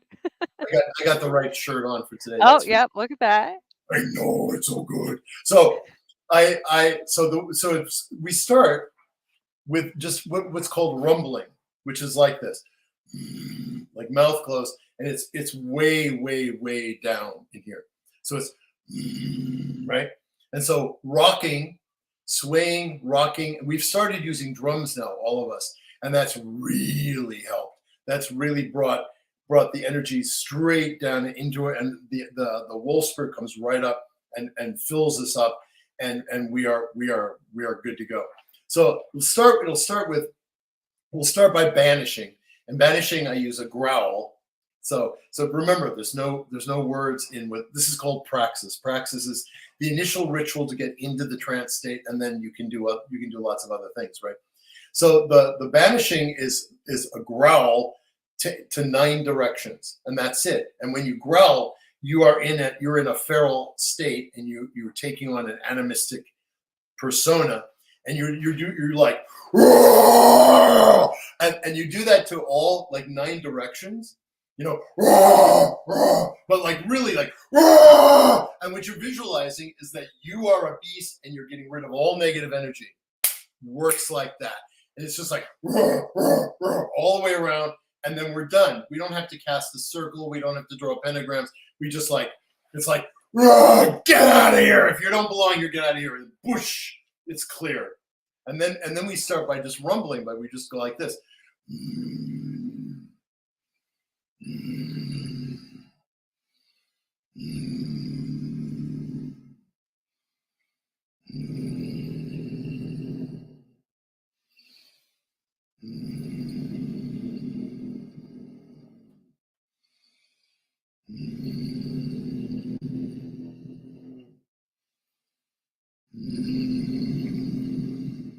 Now, while we're doing that, we're all rocking in sync. We're all going one way, then the other.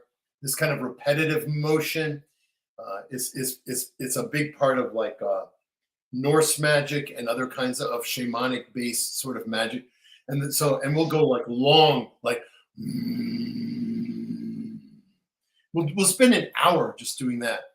Meanwhile, what we're doing, we're visualizing our yabbering ego-centered brain sinking down into the darkness like a stone dropped into a pool, all the way down, down, down. And then we're connecting with our inner wolf, which is down in our deep unconscious mind. Maybe it's hidden in a cave, you know. Maybe at first the visualization, the first time people do this, I say visualize it's in a cage, because that's where what we've done with our wolf in our consciousness. We've placed it down below because God forbid that children act wild, you know. And so then we release it and it starts to come up. And at this point, now I've been doing this for 5 years. It's just like, here, boy, and it comes right up, and so meanwhile I'm doing this, it's coming up until I start to slowly, this starts to dissipate, and I stop thinking. And there's a few other things we're doing at the same time too. So down here below your gut, right? So where your belly button is, if you go down a little bit, this is the chakra for fire. It's also called the Dantian, and I'm sure I'm mispronouncing it in Tai Chi. So while we're doing that, we're igniting that and visualizing the fire filling our entire body and filling our entire astral body, our double, with the image of a wolf, the image of our werewolf, whatever image, you know, everyone sits, I have everybody, you know, everybody has to sit and visualize. And one of the things I have in Werewolf Magic, you probably saw this, is like one of the things I have everybody do is visualize what you would look like as a werewolf, because it's not just going to happen if you have to see yourself really clearly as that, if that's what you want to do. And so then the whole time we're swaying and doing this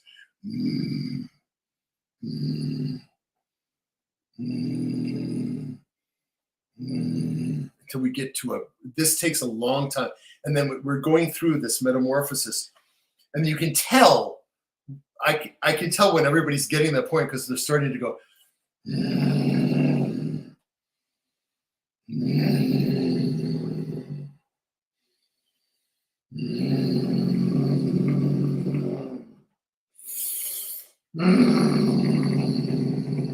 and all of a sudden you can feel among us all, you can feel that this is coming up.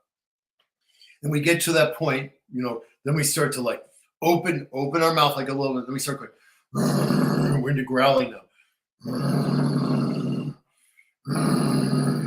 Then we build up to it. We build up, and we get it takes. There it is. And then we all go, oh.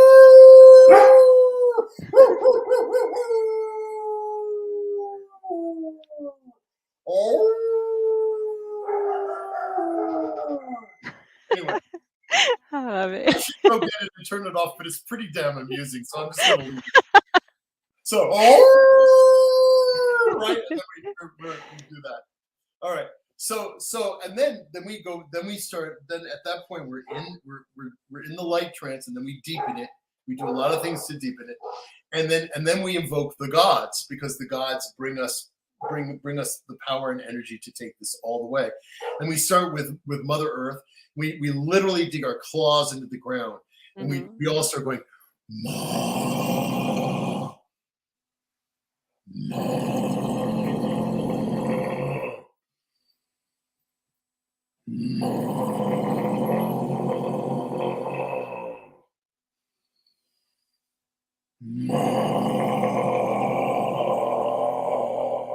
All together for quite a while. Meanwhile, we're having these incredible freaking visions of the Earth Mother coming up to us. I always see a pair of eyes and this huge flow of energy from Gaia, because now that we're in an animal state, we are simpatico with Gaia. When we go back to being humans, we're not. But this is the greatest thing that I've discovered from doing this, is when I'm in a pure animal state, when I'm in a werewolf, quote unquote, werewolf fugue state, all of a sudden I'm on the side of nature. The animals come to me. Nature opens up to me. Yeah. I can see the ecosystem. I feel part of the ecosystem, whereas we're not, as being Western brainwashed people. So Ma, first Ma, and then the Lord of the Forest and the Trees is, we'll do that for a while. and feel all the energy from the trees and the green man energy flow into us. And then like the other night, the full moon was out. It was stunning. And then Oh yeah, the harvest. it was red. We should with ah is the moon goddess, and we feel that lunar energy come down. And this is part of the mythos of werewolves and moon, because that energy from the moon that's bouncing off the sun, right, helps us create our astral form and Yep. solidify our astral form. And after doing that, I can feel it and see it, and we can see each other. Like, we'll look around and see each other as werewolves at that point. Mm-hmm. Especially when we're drumming, which is pretty cool. I want to do a painting of all of us drumming as werewolves, because that's what I saw the other night. And then we come back to, which is the werewolf spirit, the werewolf god. So we invoke that last, and then we build it and build it and build it, and then we end with, we all come together with,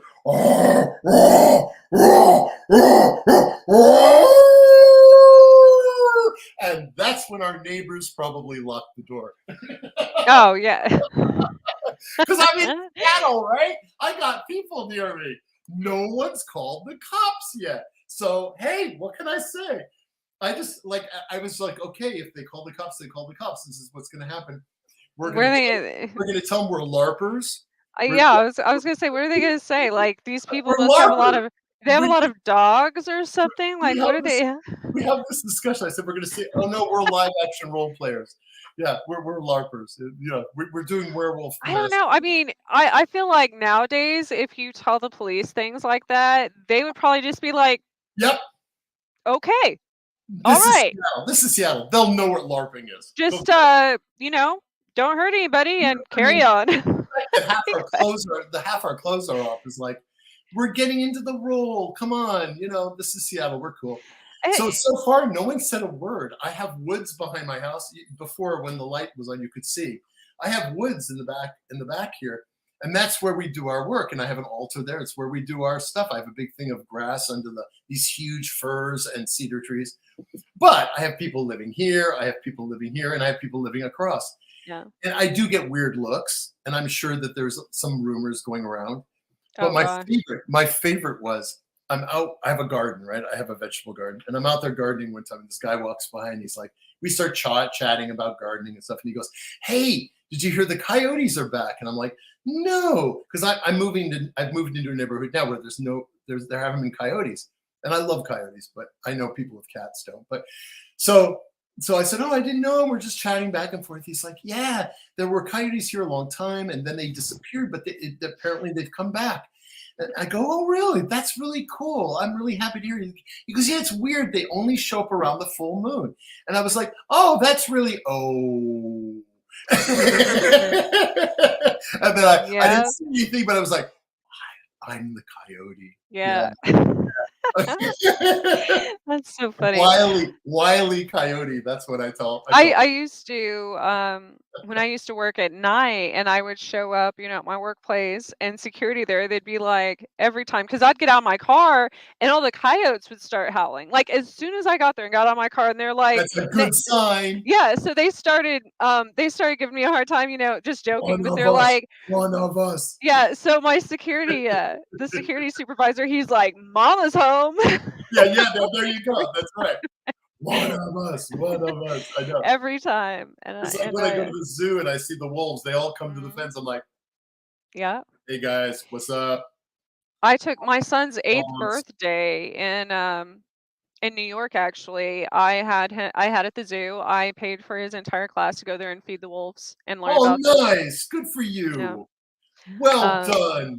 That, there's you know what? He'll also remember that for the rest of his life. yeah, because it was something that they had just started doing. I don't even think they do it anymore, because it's the wolves they had there were very old and Yeah, very yeah. um uh, but it was only certain groups they allowed. And I'm sure since it was the kids, they knew like these wolves specifically accepted children obviously better than adults, I'm sure. So Wolves um generally treat people well. I mean, well unless you're really a jerk or they've been tortured or something. And that's the thing. So I'm in this group, the Colorado, they're out of Colorado Springs. It's a wolf Sanctuary. sanctuary. Yes, thank you. I know them. I give them money. So yeah, so they have a place you can sign up to for awareness, but they're also releasing, I don't know if people know this, they're releasing wolves into parts of Colorado, Wyoming, the Wherever they're Midwest. not being hunted terribly. Yeah, yeah. Hmm. We To just we've been releasing them here in Washington State too. And So so they're trying to stop farmers and people from trophy hunting for one, yeah, because or well, just that kill should never be done. or Like when I hear that, like I want to put people's heads on the wall. And pretty okay, much. now somebody's There's going to be like, Trish is going to go put no, somebody's head not at on. all. There's plenty of people. Right, Wolves right, are endangered. I mean, just exactly. saying. I mean, I'm not suggesting anything, but that's just true. I mean, Yeah, we there's could use, billions of people. and wolves do something that people don't do. Wolves help the environment. They help the ecosystem. You know the story about Yellowstone, right? Mhm. That all you know about that, like all the Yep. wolves were exterminated like in the 1800s and or late 1800s, early 1900s, and the entire ecosystem collapsed, Yeah. and they reintroduced wolves, and everything's gone right back up again. The Yep. caribou is not taking over everything. They're not, It's a everything. circle of life. It's there's a reason wolves exist. They don't exist to kill people. And the reason, Everything has its place. everything has its place, and they're not particularly harmful. I would much rather face a pack of wolves than a cougar. I mean, I'm going to tell you right now, because we have cougars up in the mountains here, and Yep. people get eaten by them all the time. That We was have, wolf- another when I we was have wolves. 4. I specifically remember running, I was running around, and this was the 80s. I was running around the woods without a parent until dark. Like I wasn't allowed to come in until dark for that matter, I know, me probably. too. Me too. And Yes, so I was in the woods, but this was the Gila wilderness. This was like that's hundreds different. upon hundreds of Yes, acres of woods. that's And we different. lived on top of a mountain, and I had my dog with me, and I just running, like a little kid through the woods, and I run into I was probably, I mean, it seemed a lot closer at the time, but I was probably like 20 feet within 20 feet of a huge mountain lion. And obviously my dog came to my rescue, and I ran home scared to death and told my mom I saw a tiger that was this big. Um but it yeah, I've had some run-ins with cats. I don't I've had a lot of run-ins. I haven't had face to face. I had the bear come and sniff me, which scared me. In retrospect, at the time, I didn't. I thought it was fantastic, but I've had them. I've had a giant puma that was about 5 feet high, standing, chase our car driving up the mountain in the snow. I worked Wow. in a ski area, and we were way up in the middle of nowhere, and yeah, it was loping alongside, looking right in the window at us, praying that we would crash. And the driver almost did, and we're all yelling at him, "Don't crash, Wow. because it will eat us." And then after a while, it just kind of loped along, and he just peeled off. And I've seen him in a distance too a couple of times. I'm like, nope, cats. I've You had know, cats. Cats torment the things they kill. I know that for a Well, fact. I used to get kicked out of zoos. Okay. I would be the one minding my own business there, and here comes a tiger off of its little and starts pacing just in front of me. And I'm like, there's tons of people here. Why is it just pacing in front of me? And, Because getting, you and look delicious. yeah, they would ask me to leave I was asked to leave numerous zoos because that area because I was upsetting their The big animals. cats. Yeah, I get that. I mean, I've never had Now that I ever don't happen. I because I relate understand with it. them more. I understand it, but yeah, no, I Yeah, I can control that vibration now. I guess when I was younger, I had this automatic.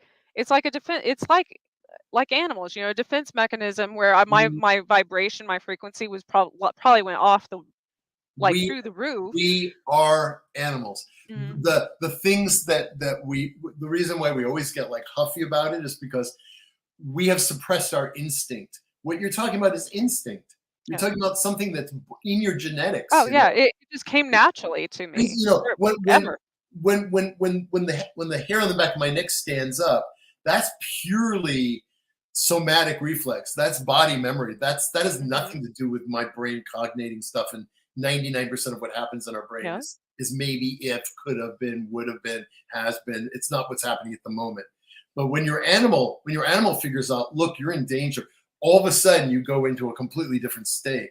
Mhm. I mean, like one time my son, I was sleeping soundly and I didn't hear anything, but I woke up standing, running into his room. Like I literally woke up, standing up and running into his room. And I didn't know, there was nothing conscious. I was in his room before I was even awake. And he had slipped and fallen between the bed and the wall and Oh my gosh. was like, and I like ran and grabbed him, and pulled him up. He was okay, but it was, talk about animal reflexes. Like consciously went right by me. Unconsciously, I was like there. Yeah.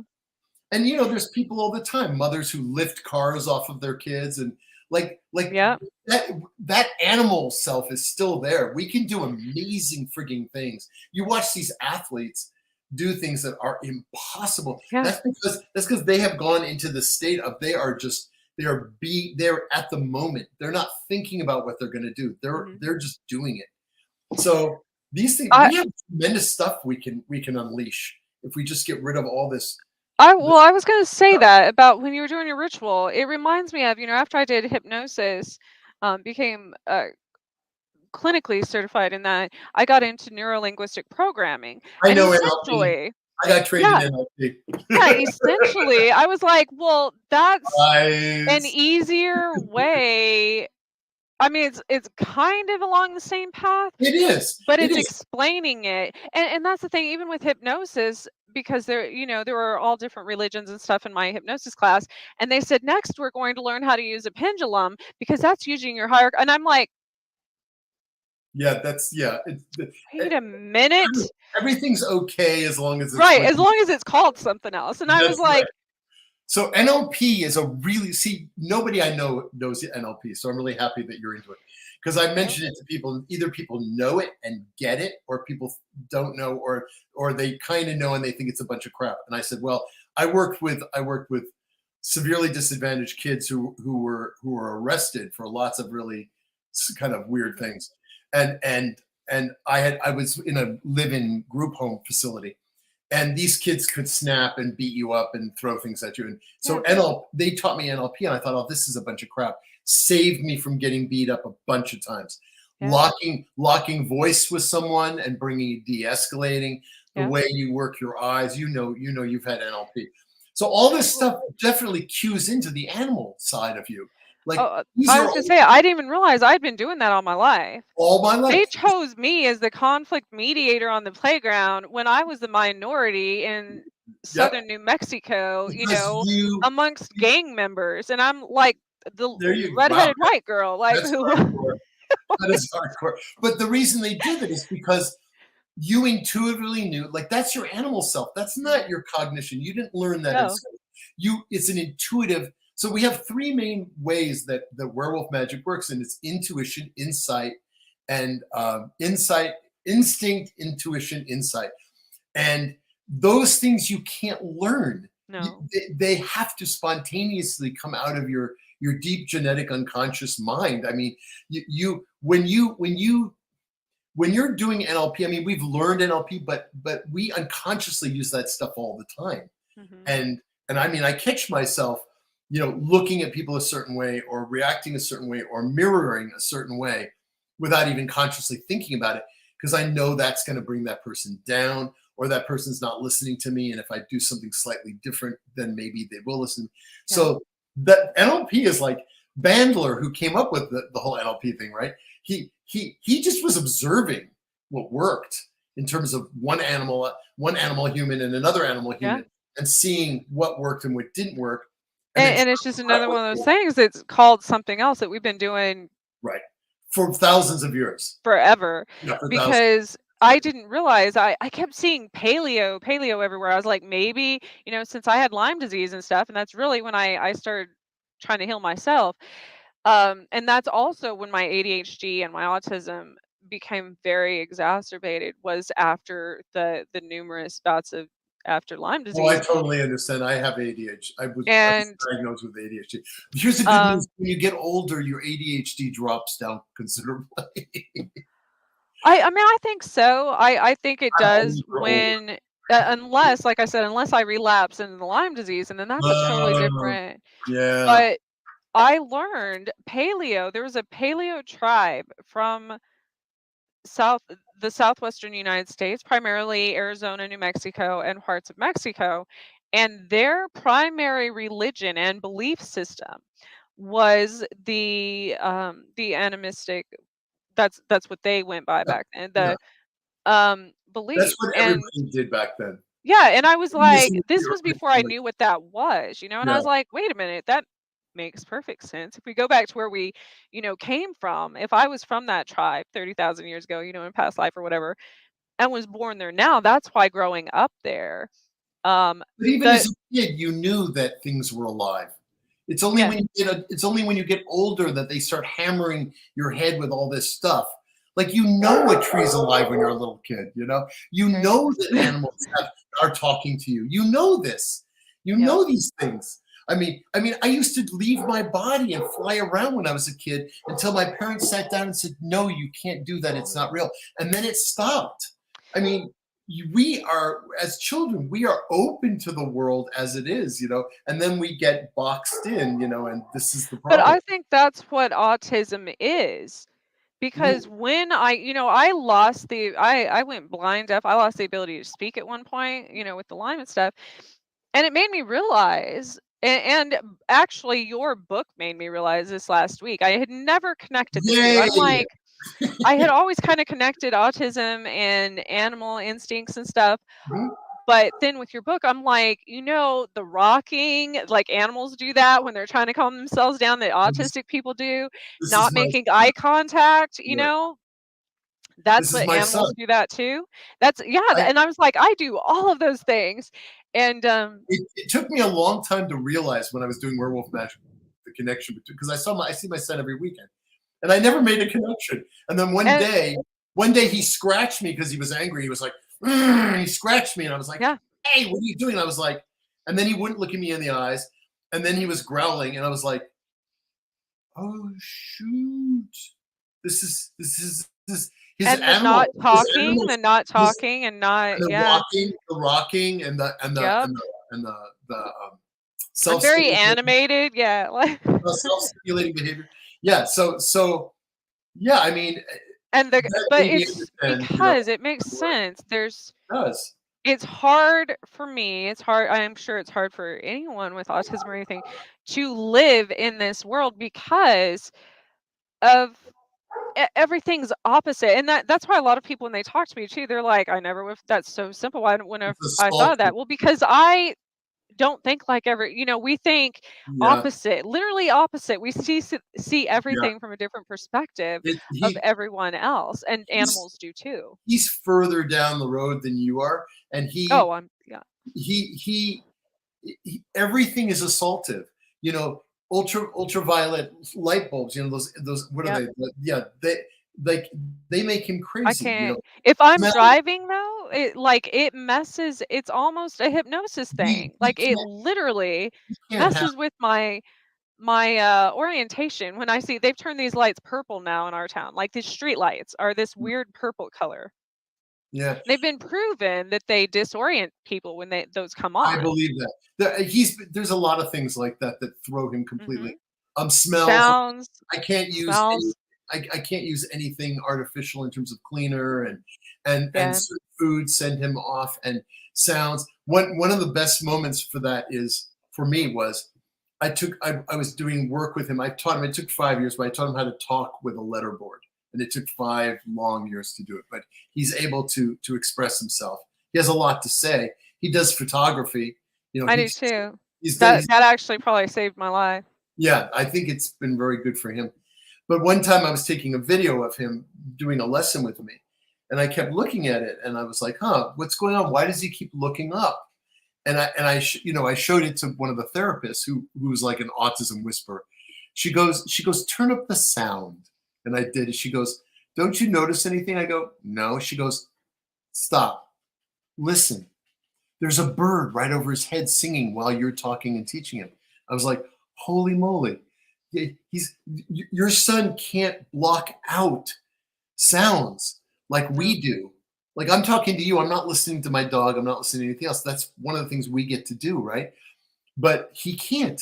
It's all happening at once.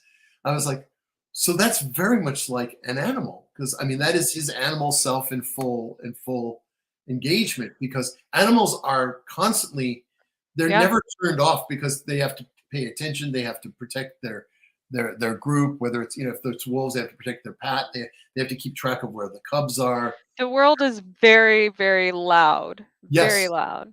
and obnoxious. And I think a lot of autistic people are also mediums and such.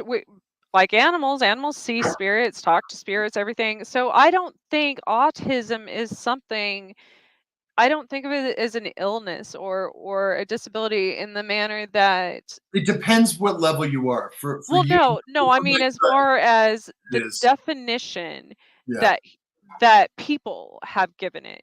Yes, it is highly disabling in this world, yeah. debilitating in this world. But what I'm saying in a sense that I think it's closer to where we came from is the problem. And we're so far from that that it Definitely. makes it hard for us to Yeah. adapt to this. I think that's probably something. I think that's probably true, and I think also that the animal spirits are coming back, Mhm. and I think the increase in autism may or may not reflect something of that. But I don't. I think the time of the monotheistic, controlling, apocalyptic centered, I think it's all crumbling, and I think nature's coming back in, and the animal spirits are starting to come back.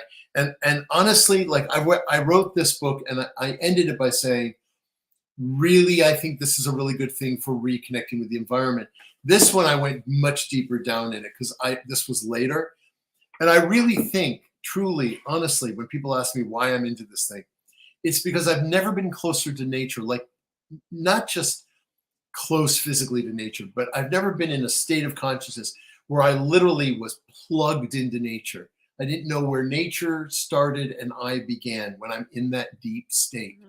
Mhm. And we lost that. Native American tribes and other tribes have not lost that. Mhm. They can go into the, like there's one quote in here. If I can find it, I'll read it to you, because you have connections with the Native American, and it just really struck me as something so potent and powerful. If I can find it, here it is. Now, can I read it? This we know: the earth does not belong to man. Man belongs to the earth. All things are connected like the blood that unites us all. Man did not weave the web of life. He is merely a strand in it. Whatever he does to the web, he does to himself. Chief Seattle. Wow. And we have forgotten that. And Yes. every time I go into my trance, I remember. But even Christianity, it was there. There's the saying, split a piece of wood and you will find me, lift a stone and I am there. Things like that from the Bible and Christian, but there's, I even Except, see except Jesus as like, it always boils down to God gave us the earth and everything upon it to do with as we will. And when Jesus well, says those things, he's talking about based on people's interpretation is that's the thing, that there's, I think everything, I so always mean. saw Jesus as like an ascended master that was also a shapeshifter. Yes, I And think people this. don't, and a healer. Wow, Jesus is a shapeshifter is a new one. I like that. Yeah, because look how many times in the Bible that he's been depicted like coming back to life and as different animals and all these other things in various cultures. He's depicted as a different animal, and so Sure. is God in the in that aspect of Christianity. So So I'm like, Jesus wait is a a minute. werewolf. I can get behind. I like Yeah, I'm like, so because he healed people, I was like, so wait a minute, he's like a witch, werewolf, wizard. Yeah, all those sorts of. right? And can raise the dead and walk on water. I'm like, oh, okay. So when I started picturing, I'm like, I get it now in that reference, that Sure, that works. I'm gonna go with that. people have been misinterpreting, all these things. So, Well, the New Testament is certainly different than the Old, and I know them both well. So, and no, I just read an interesting article since we're on that topic that when did a textual analysis of the New Testament, and 98% of the things Jesus actually said had to do with helping the sick, yeah, healing the sick, helping the sick, and helping the poor. That's 98%. He doesn't say anything about gay people. He doesn't say anything about persecuting people. He doesn't say anything like that. He just and says, he was poor. He had, like he threw them out of the temple, the capitalists, the money changers. So I'm gonna go with that. like a Yeah. modern day Robin Hood slash. A modern day Bernie Sanders. Or maybe not. I don't know. I don't know anything about politics. I'm so bad about that. Well, Denny, I've gone over my time. Oh my goodness. There's not I'm actually having much a we great can. time. I'll keep going. I am too. I know they're going to kick us off. All right. Well, Yes. I'll end by pushing my stuff just for a second. So werewolfmagick.com, anybody can reach me through that. If you email me through that, I will respond. I love people. Also, you'll find tons and tons of stuff, including on the witchcraft trials and how to do the shape-shifting stuff, and lots of presentations I've done, etc. And then I can be reached on Instagram, Denny Sargent Author, and I can be reached on Facebook. I have an author page, Denny Sargent Author, and I have a Facebook page, just Denny Sargent. I'm very open to people contacting me. I have lots and lots of werewolf people who have been I contacting mean, he me. responded to me. I So, mean, of course I would. This has been great. I love you, Trish. You're awesome. We're having a thank blast, you. man. We're going all over the map. I love this. Yes, I would love to have you back. Sure. Maybe in a few months. Actually, during the Christmas season would be great because I want to go We gather some winter. friends. I'll probably, find somebody to video us, like running around town and going and finding like no, I'm just Oh, breaking into taverns, drinking all the beer, eating all the food. Yes. Go, Trish. Go, Trish. so, but otherwise it has been a pleasure. Please I look up agree. his website, his information, read his books. It's absolutely amazing. Some information I have never heard of or seen before Get in Llewellyn to Denny's send this. books. Get Llewellyn to send you a copy, a preview copy. Because I Yes, think you're because gonna I love want to it. now I want to read that one. This one is So wild. So yeah, everybody buy my books. Why not? they're I amazing. give a chunk of money to wolves off of every book I sell. I do. That's absolutely, I'm 100% behind that as well. Um, so what is next week? Next week's the 19th, I believe. Corby Mitlight is going to be coming back. I believe she might be on Llewellyn also. But she's absolutely amazing, such a fun guest, but she's actually coming back to do readings this time. So if Cool. you would like to, um, comment, get a reading from her. Make sure to tune in live next week at 8 p.m. Otherwise, have a safe week and a wonderful.